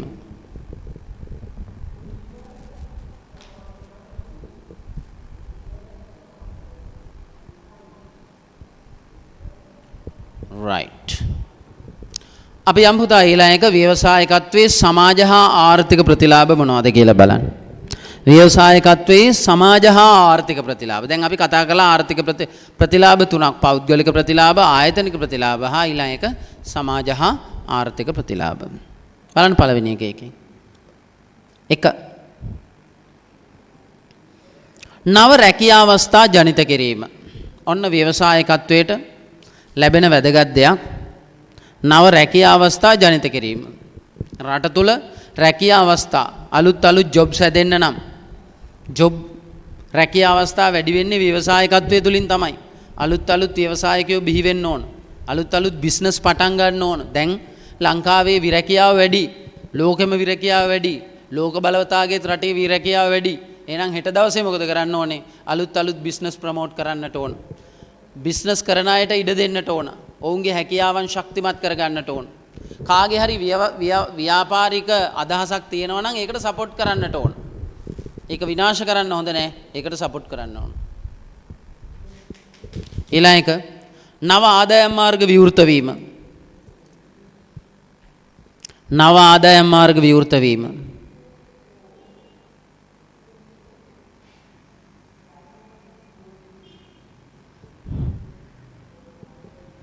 ඊළඟ නව භාණ්ඩ හා සේවා පරිභෝජනයට අවස්ථාවක් උදා වීම. නව භාණ්ඩ හා සේවා පරිභෝජනයට අවස්ථාවක් උදා වීම. නව භාණ්ඩ හා සේවා පරිභෝජනයට අවස්ථාවක් උදා වීම.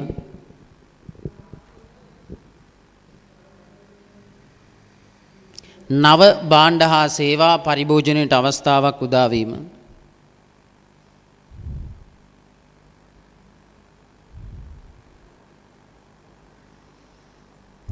ඊළඟ නව වෙළඳපළවල් සංවර්ධනය වීම. නව වෙළඳපළවල් සංවර්ධනය වීම.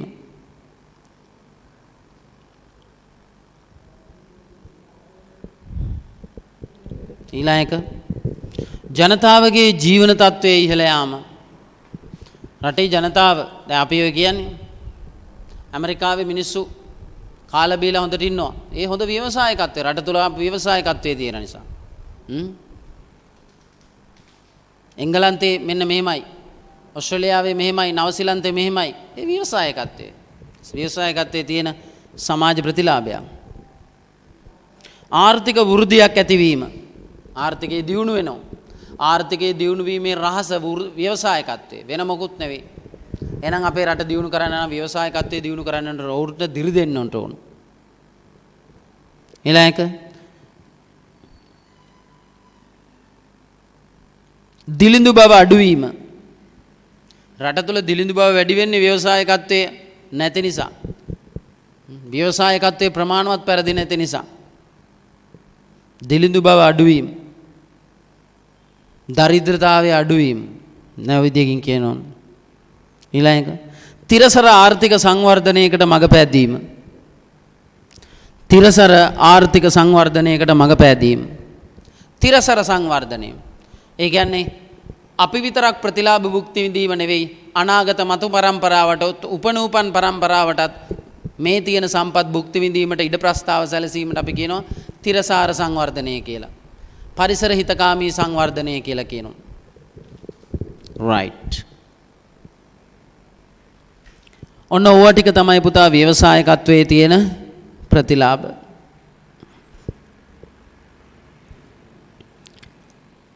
ඊළඟ මාතෘකාව ලියා ගන්න පුතා.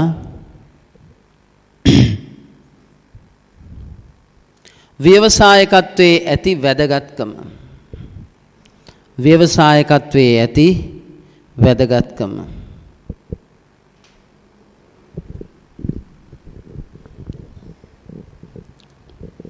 ඇයි අපිට ව්‍යවසායකත්වයේ වැදගත් වෙන්නේ? දැන් ව්‍යවසායකත්වයේ වැදගත්කම තේරුම් ගන්න ඔබට අමාරු නෑ.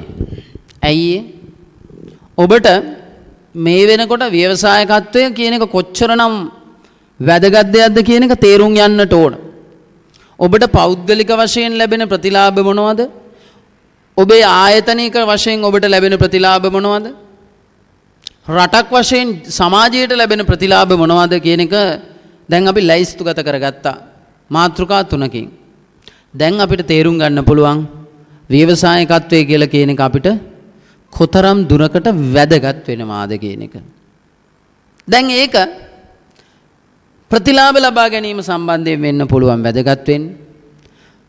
ඒ කියලා කියන්නේ රැකියා අවස්ථා භුක්ති විඳීම සම්බන්ධයෙන් ජීවන තත්ත්වයේ ඉහළ නංවා ගැනීම සම්බන්ධයෙන් ආර්ථික වර්ධනය සංවර්ධනය ඇති කර ගැනීම සම්බන්ධයෙන් මේ හැම ආකාරයකින්ම රටකට ආයතනයකට පුද්ගලයෙකුට ව්‍යවසායකත්වය කියලා කියන එක වැදගත් වෙනවා. අපි බලමු පුතා මොකද්ද මේ ව්‍යවසායකත්වයේ වැදගත් වෙන්නේ අපිට මොන මොන ආකාරයෙන්ද කියලා. 1 රටක ආර්ථික සංවර්ධනය සහ තිරසාර සංවර්ධනයක් ඇති කර ගැනීමේ කාර්යයේදී අර කියපු කාරණාම තමයි තව විදිහකට කියන්නේ මෙයා.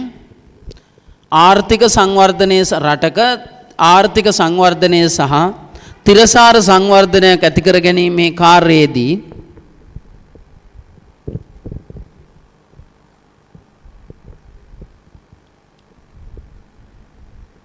ව්‍යවසායකත්වය වැදගත් වේ.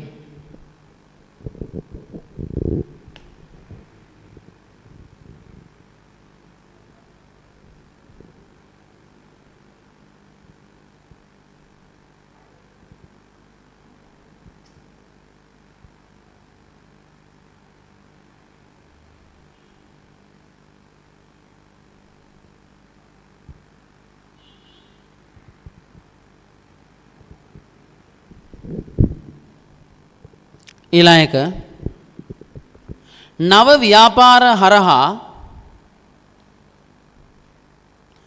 ව්‍යාපාර හරහා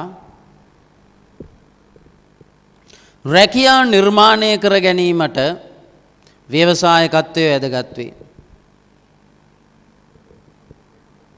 නව ව්‍යාපාර හරහා රැකියා නිර්මාණය කර ගැනීමට ව්‍යවසායකත්වය වැදගත් වේ.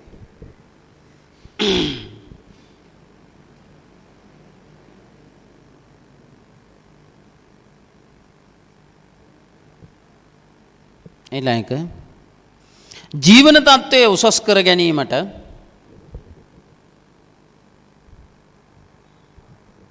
ජීවන තත්ත්වය උසස් කර ගැනීමට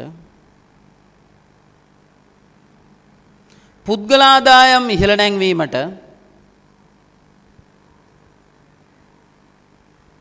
ආදායම් ඉහළ නැංවීමට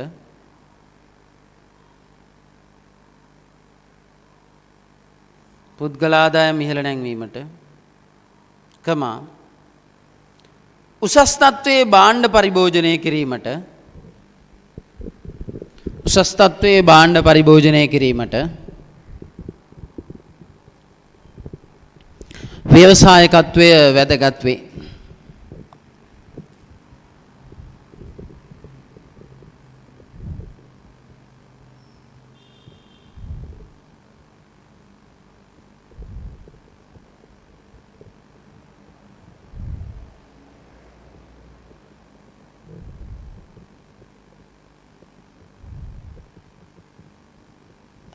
රටක ආර්ථික වර්ධනය වේගවත් කර රටක ආර්ථික වර්ධනය වේගවත් කර ගැනීම සඳහා එමලිය රටක ආර්ථික වර්ධනය වේගවත් කර ගැනීම සඳහා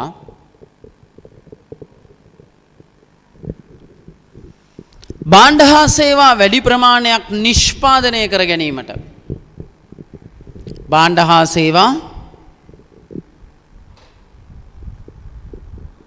වැඩි ප්‍රමාණයක් නිෂ්පාදනය කර ගැනීමට ව්‍යවසායකත්වය වැදගත් වේ.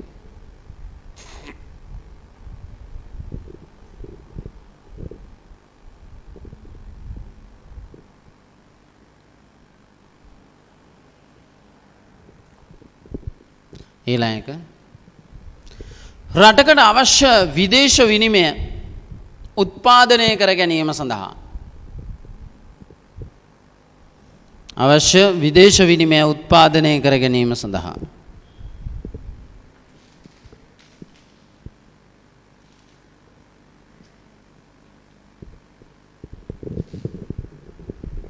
ඊළඟ එක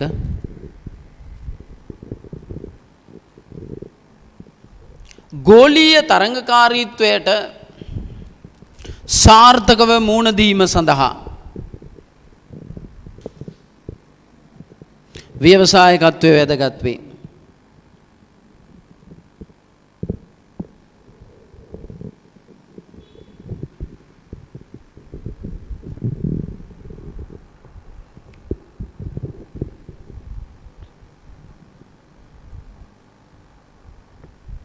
ඊළඟ එක ආර්ථිකයක පවතින සම්පත්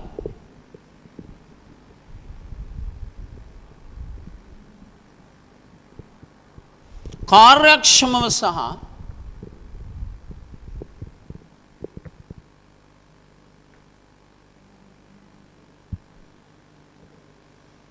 උපරිම ප්‍රතිලාභයක් ලැබෙන පරිදි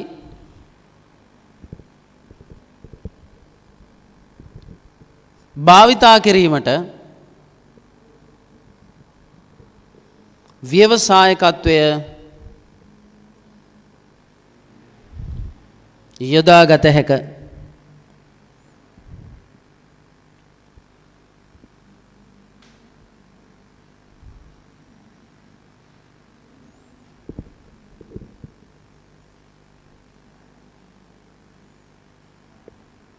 right.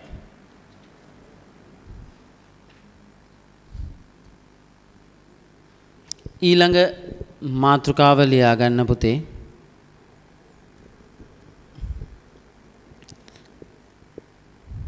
ව්‍යවසායකත්වයේ තුලින්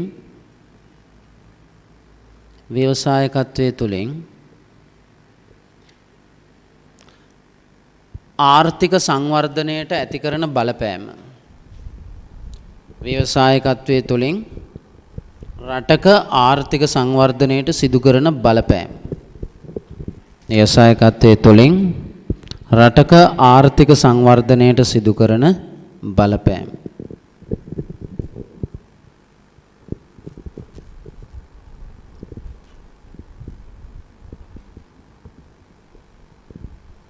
ලියන්න. මෙය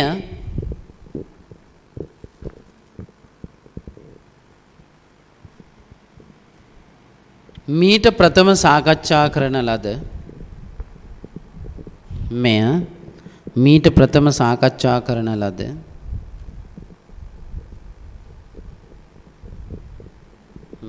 මීට ප්‍රථම සාකච්ඡා කරන ලද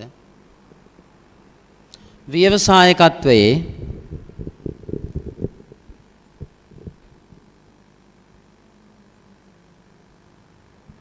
සමාජ ආර්ථික ප්‍රතිලාභවලට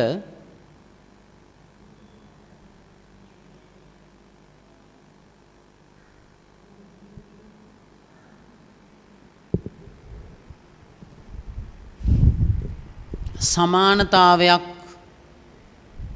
පෙන්눔 කරන්නකි.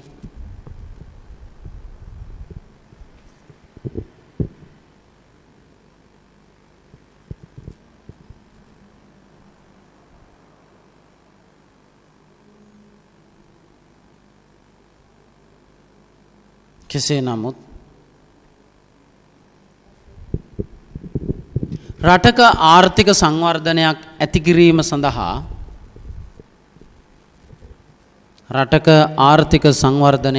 කිරීම සඳහා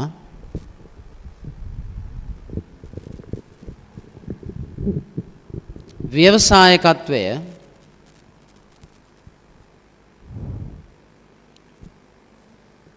සිදු කරන දායකත්වය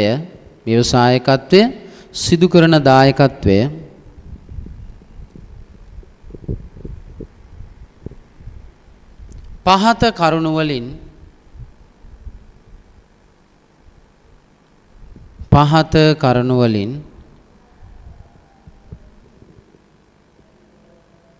මැනවින් පැහැදිලි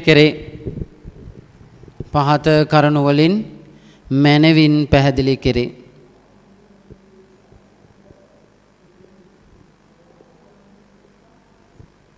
right.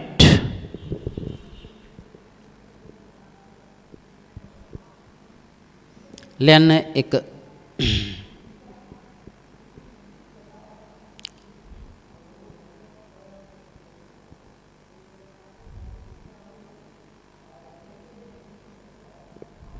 ව්‍යවසායකත්වයේ තුලින්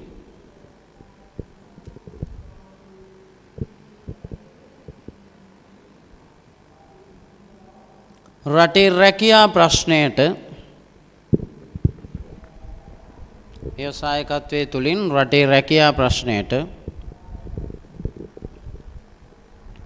සාර්ථක විසඳුමක් ලබා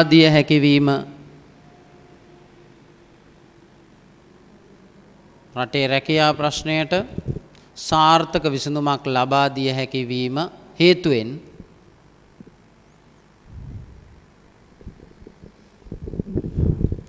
ආර්ථික සංවර්ධනයක් අත්පත් කර ගැනීම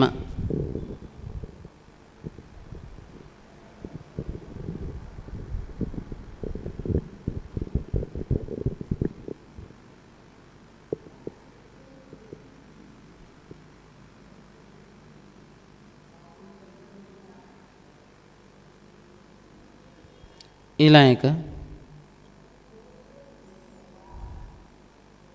සාම්ප්‍රදායික නිෂ්පාදන ශිල්ප ක්‍රම ආරක්ෂා කර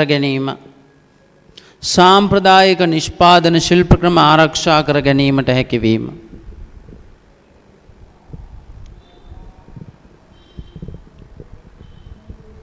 සාම්ප්‍රදායික නිෂ්පාදන ක්‍රම මෙහෙම ලියා ගන්න පුතේ.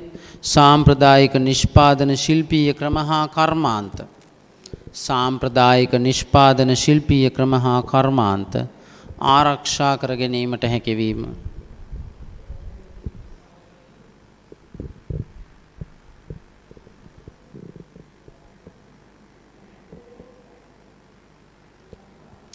ලෝකයේ අභිමානවත් රටක් ජාතියක් ලෙස නැගී සිටීමට හැකිවීම.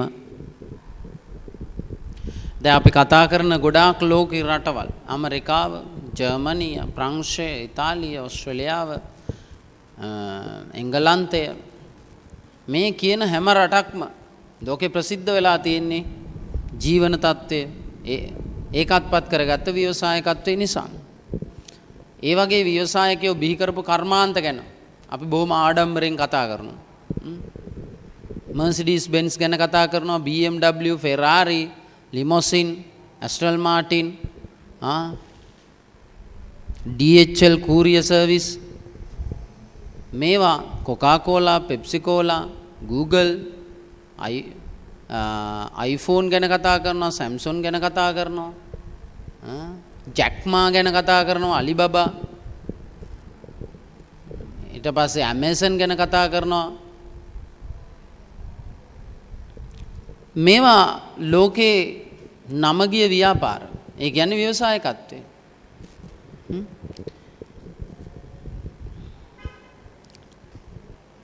රටේ ජනතාවගේ ජීවන තත්ත්වය උසස් කරලීමට හැකිවීම.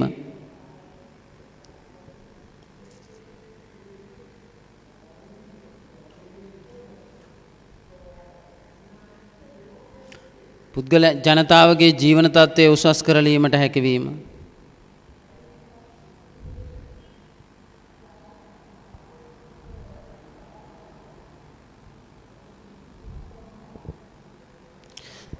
දේශීය තාක්ෂණය යොදාගෙන නිෂ්පාදන බිහි කිරීමට හැකිවීම. දේශීය තාක්ෂණය යොදාගෙන නිෂ්පාදන බිහි කිරීමට හැකිවීම. දේශීය තාක්ෂණය යොදාගෙන නිෂ්පාදන බිහි කිරීමට හැකිවීම.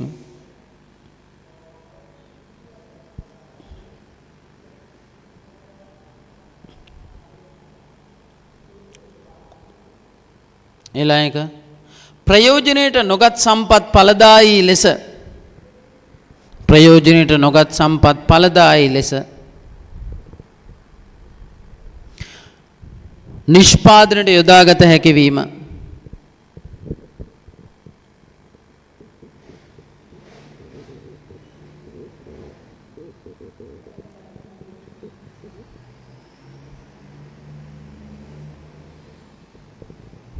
ඊළඟ වෙළඳපොළ ආර්ථිකය තුල පැන නගින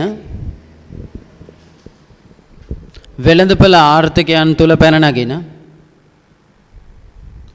ඒකාධිකාරී තත්වයන් පිටු දැකීම සඳහා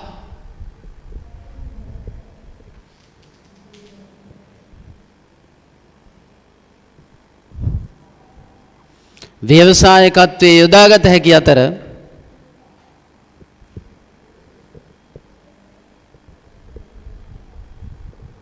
එතුලින්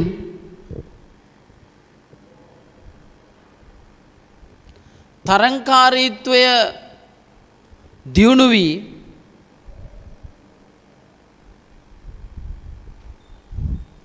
කාර්යක්ෂම බව ඇති වේ.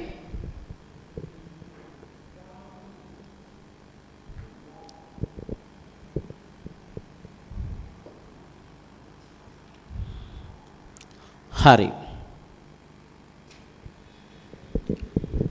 ලියාගන්න පුතේ ඊළඟ මාතෘකාව.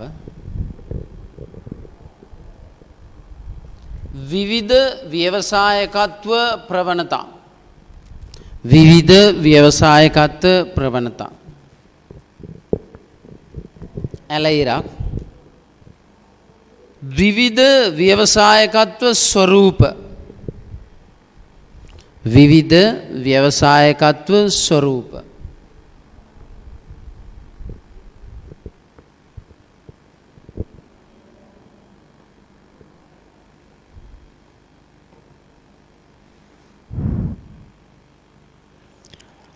ලැබුණා එක අභ්‍යන්තර ව්‍යවසායකත්වය ඉන්ට්‍රා ඔන්ටර්ප්‍රිනර්ෂිප් කියලා කියනවා. ඉන්ට්‍රා ඔන්ටර්ප්‍රිනර්ෂිප්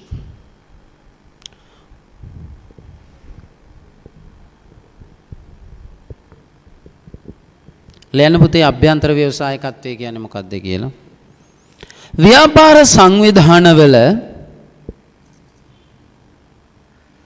ව්‍යාපාර සංවිධානවල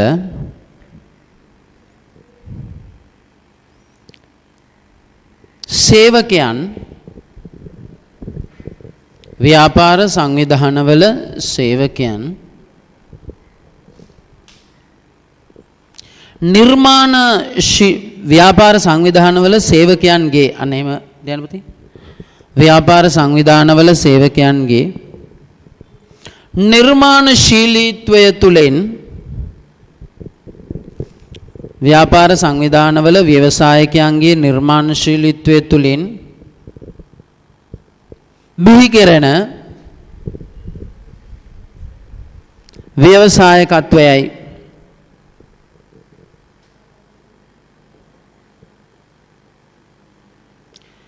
දැන් පුතේ පොඩි කතාවක් මේක. සාමාන්‍යයෙන් ආයතනයක ඉන්න සේවකයෝ ඉන්නේ දෙන වැඩේ කරන්න. අලුත් බිස්නස් ගේන්නේ අලුත් දේවල් කරන්නේ ඒ ව්‍යාපාරයේ අයිතිකාරයෝ. අපි කතාවටත් කියනවා ප්‍රයිවට් සෙක්ටර් එකේ ව්‍යාපාරිකයාට අයිති ව්‍යාපාරිකයාට ඕන දේ තමයි කරන්නේ. ව්‍යාපාරිකයාට ඕන දේ කරන්න බැරි නම් ඒ ව්‍යාපාරය තුල ඔහුට රැකියාව කරන්න බෑ. දැන්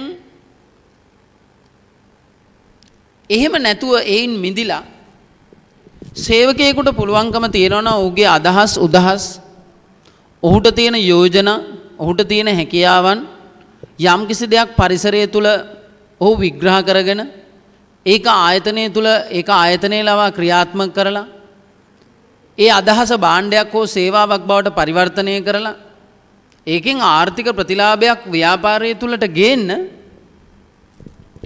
සමහර ව්‍යාපාරිකයෝ මේකට ඉඩ ප්‍රස්තාව සලසනවා. ඒ කියන්නේ සේවකයෝ අභිප්‍රේරණය කරනවා උනන්දු කරනවා ඔයාලා යම්කිසි ව්‍යාපාරික අවස්ථාවක් තියෙනවා නම් හඳුනාගෙන ඒවා ගේන්න. එහෙම ගෙනාපු යම් දේවල් තියෙනවා ලෝකේ. සමහර ලාවට ඒවා සේවකයන්ගෙන් තමයි ඔළුව අදහස ඇවිල්ලා තියෙන්නේ. ව්‍යාපාරිකයන්ට ඒ ව්‍යාපාරය කරන දැනට කරන ව්‍යවසායකයන්ට ඒ පිළිබඳ අවබෝධයක් හැඟීමක් තිබිලා නැති වුණාට ඒ අවබෝධය ලබාගෙන තියෙන්නේ සේවකයෙක් කියපු පොඩි කාරණයකින්. ඒක කිසියම් ආකාරයක පිරිවැය අඩු කරන ක්‍රමයක් වෙන්න පුළුවන්. නිෂ්පාදනයේ ගුණත්වය වැඩි කරන ක්‍රමයක් වෙන්න පුළුවන්. ඔය දෙකම නොකර අලවිය වැඩි කර ගන්නා වූ යම්කිසි නවෝත්පාදනයක් ක්‍රමයක් වෙන්න පුළුවන්. ඒ ඕනම එකක් වෙන්න පුළුවන්. අභ්‍යන්තර සේවකයන්ගෙන් නම් ඕක පැන නගින්නේ හටගන්නේ ඒක අභ්‍යන්තර ව්‍යවසායකත්වය. අභ්‍යන්තර ව්‍යවසායකත්වය. මේක සේවකයන් තුලින් පැන නගිනවා කියන එක මතක තියාගන්න. මෙතෙන්ට දැන් එතකොට සේවකයන්ට මේ සඳහා ගෙවන ප්‍රතිලාභය කුමක්ද නැද්ද කියන එක ඒක ආයතනයේ ප්‍රතිපත්ති අනුව තීරණය වෙනවා. ඒ සේවකයාට අපි කිසියම් පුරස්කාරයක් දෙනවද? ඒ සේවකයාට අපි කිසියම් ආකාරයකට එකවර ගෙවන ප්‍රසාදයක් දෙනවද? කණ්ඩායමක් විදියට නම් මේක ගෙනාවේ කණ්ඩායමට කිසියම් අපි එකවර ගෙවන මුදලක් දීලා අපි ඒ ව්‍යවසායකත්ව අදහස අපේ ව්‍යාපාරයට ගන්නවද? නැත්නම් අලෙවි කරන භාණ්ඩය හෝ සේවාව මත කිසියම් ගාණක් නිශ්චිත ඔවුන්ට ලැබෙන්න සලස්වනවද? ඒවා වෙනම කාරණා. මේවා වෙන්න පුළුවන්. මොකද හේතුව මේක බැංකු ශාස්ත්‍රයේ වෙන්න පුළුවන් වෙනත් සේවාවක වෙන්න පුළුවන්. සමහර වෙලාවල් වලදී සේවකයෝ තමයි පාරිභෝගිකයොත් එක්ක නිතර ගැටෙන්නේ. එතකොට පාරිභෝගිකයෝ තමයි මේ සේවකයන්ගෙන් ඇවිල්ලා අහන්නේ අහවල් ඒවා නැද්ද? මේවල් භාණ්ඩේ නැද්ද? අහවල් සේවාව නැද්ද? එතකොට එතකොට සේවකයන්ට පුළුවන් ඉහළ කළමනාකරණයට හරහා ඒ ව්‍යාපාරයේ මෙහෙවන ව්‍යවසායකයන්ව දැනුවත් කරන්න මෙන්න මෙහෙම එකක් හඳුන්වා දුන්නොත් නරක නෑ නේද? මෙහෙම එකක් පාරිභෝගිකයෝ ඉල්ලනවා. නමුත් අපේ ළඟ නෑ. හොඳ ඩිමාන්ඩ් එකක් මේකට තියෙයි. අන්න ඒ වගේ අවස්ථාවන් ඉහළ ව්‍යවසායකයෝ දැනුවත් කරන්න පුළුවන් සේවකයන්ට. හැබැයි මේකට සේවකයන්ව උනන්දු කරන ක්‍රමයක් ආයතනය තුල තියෙන්නට ඕන.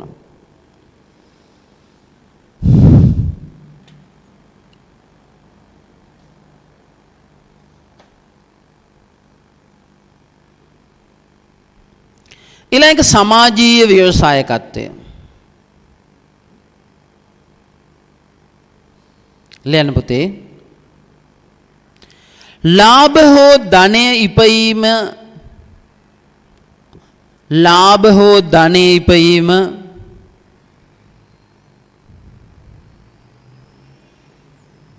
යනාදී අරමුණු වලින් බැහැරව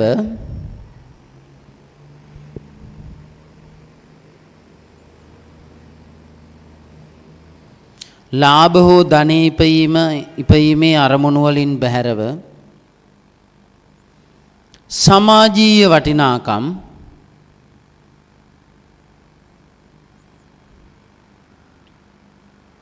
සාර ධර්ම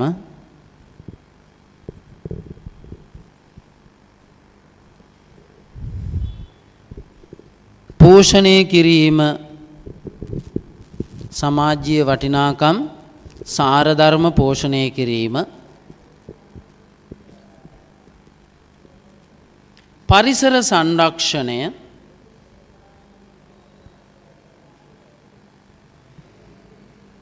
ආපදා සේවා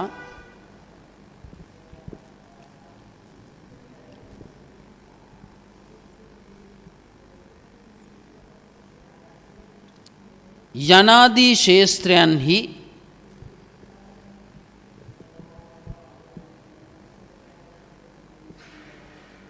කටයුතු කිරීමට බිහිවන ව්‍යවසායකත්වයයි.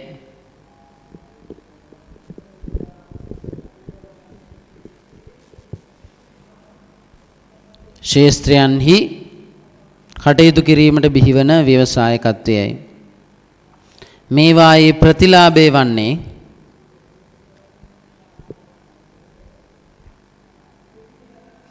මානසික තෘප්තිය, පිළිගැනීම, ප්‍රශංසාව යනාදියයි.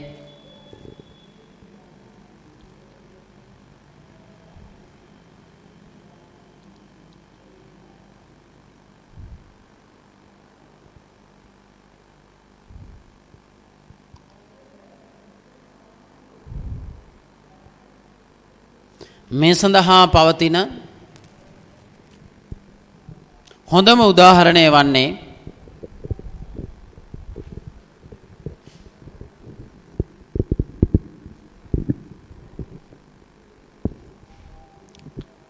නොබෙල් ත්‍යාගලාභී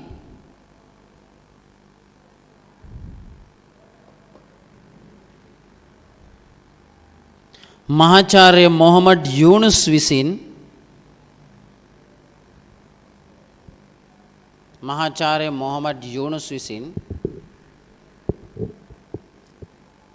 බංග්ලාදේශයේ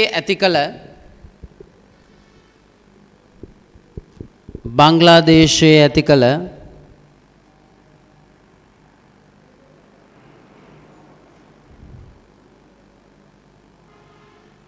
ග්‍රාමීන් බැංකු සංකල්පයයි. බංග්ලාදේශයේ ඇති කළ ග්‍රාමීන් බැංකු සංකල්පයයි.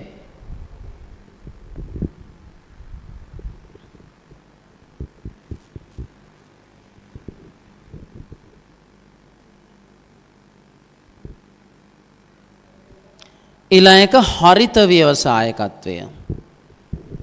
හරිත ව්‍යවසායකත්වය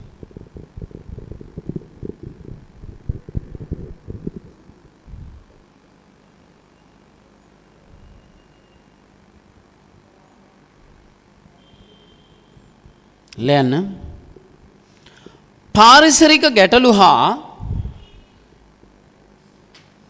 පාරිසරික ගැටලු හා සමාජීය ගැටලු සඳහා පාරිසරික ගැටලු හා සමාජීය ගැටලු සඳහා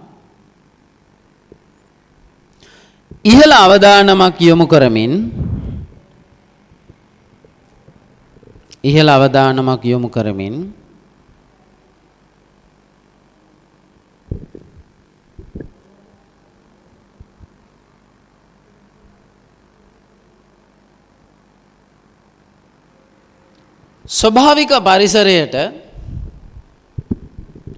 ස්වභාවික පරිසරයට ධනාත්මක බලපෑමක් ඇති කිරීම පිණිස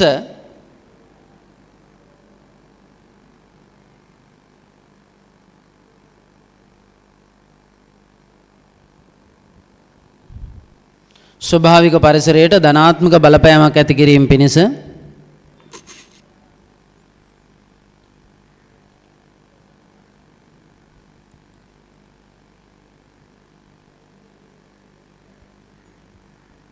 සිදු කරන ව්‍යවසායකත්ව ක්‍රියාකාරකම්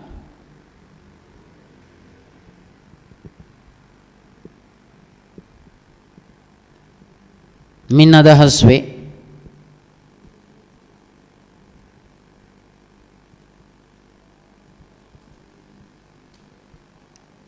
මොවුන්ගේ හරයාත්මක සංකල්පය පරිසරයයි. මොවුන්ගේ හරයාත්මක සංකල්පය පරිසරය සුරැකීමයි. එමලිය මොවුන්ගේ හරයාත්මක සංකල්පය පරිසරය සුරැකීමයි.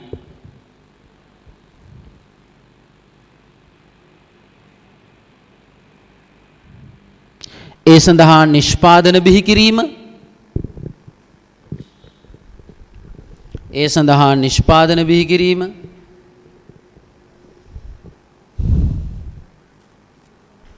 යෝජනා ඉදිරිපත් කිරීම,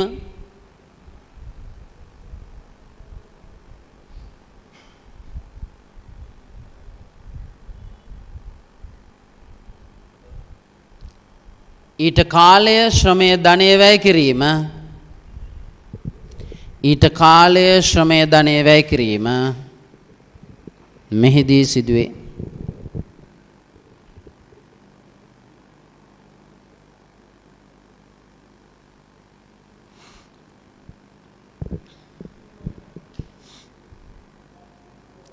ඊළඟ පුතේ ගෝලීය ව්‍යවසායකත්වය.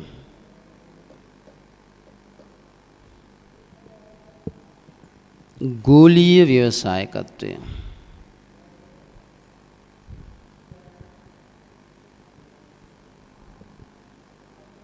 ලියන්න. ලෝකයටම තම නිෂ්පාදිත ලබා දීම සඳහා දන්නවනේ කොකා කෝලා, මැක්ඩොනල්ඩ්ස්, KFC, පීට්සා හට් ඔය තියෙන්නේ. ලෝකයටම තම නිෂ්පාදිත ලබා දීම සඳහා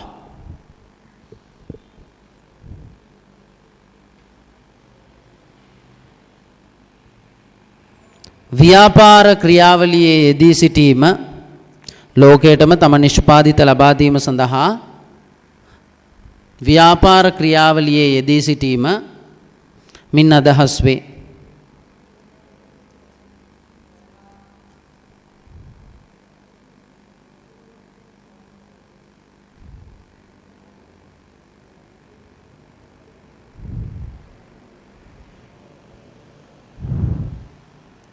කිසියම් ස්ථානයක සිටියද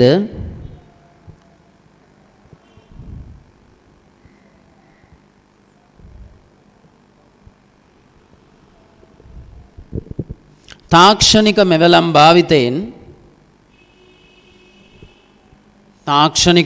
භාවිතයෙන්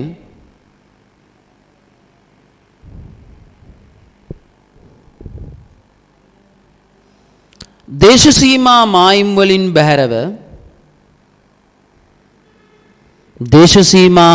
වලින් බැහැරව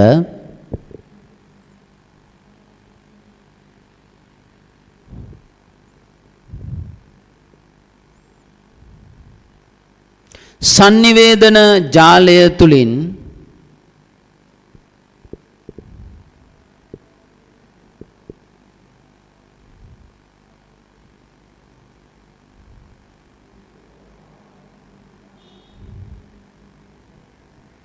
ලෝපුරා සිටින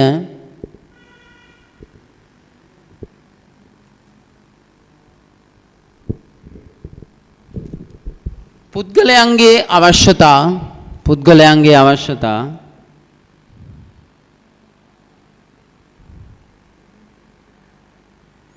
මනාව හඳුනාගෙන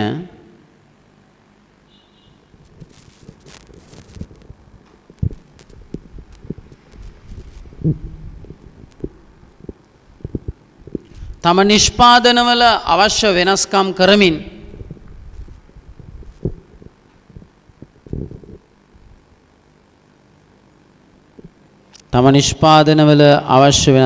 කරමින්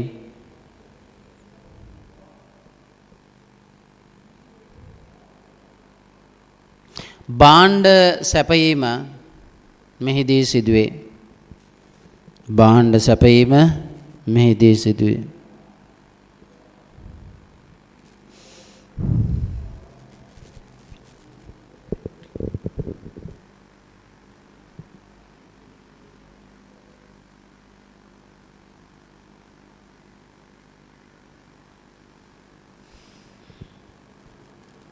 හරි. ව්‍යවසායකත්ව ප්‍රවණතාවල අවසාන කොටස පුතේ කාන්තා ව්‍යවසායකත්වය.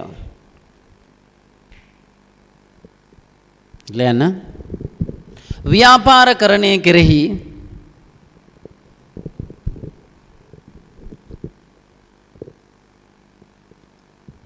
කාන්තාවන්ගේ පවතින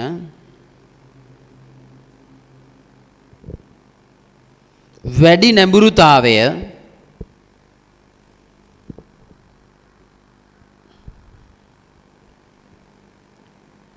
නැතහොත් කාන්තාවන් විසින් සිදු කරන ව්‍යවසායකත්වය කාන්තාවන් විසින් සිදු කරන ව්‍යවසායකත්වය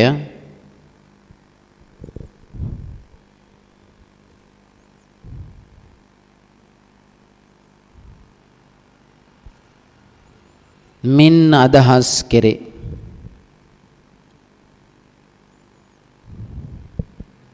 right. අපි පුතා මේ මාතෘකාව ලියාගෙන මේ සෙෂන් එක නවත්තමු. අපි ඊළඟට එකකින් එක පටන් ගමු.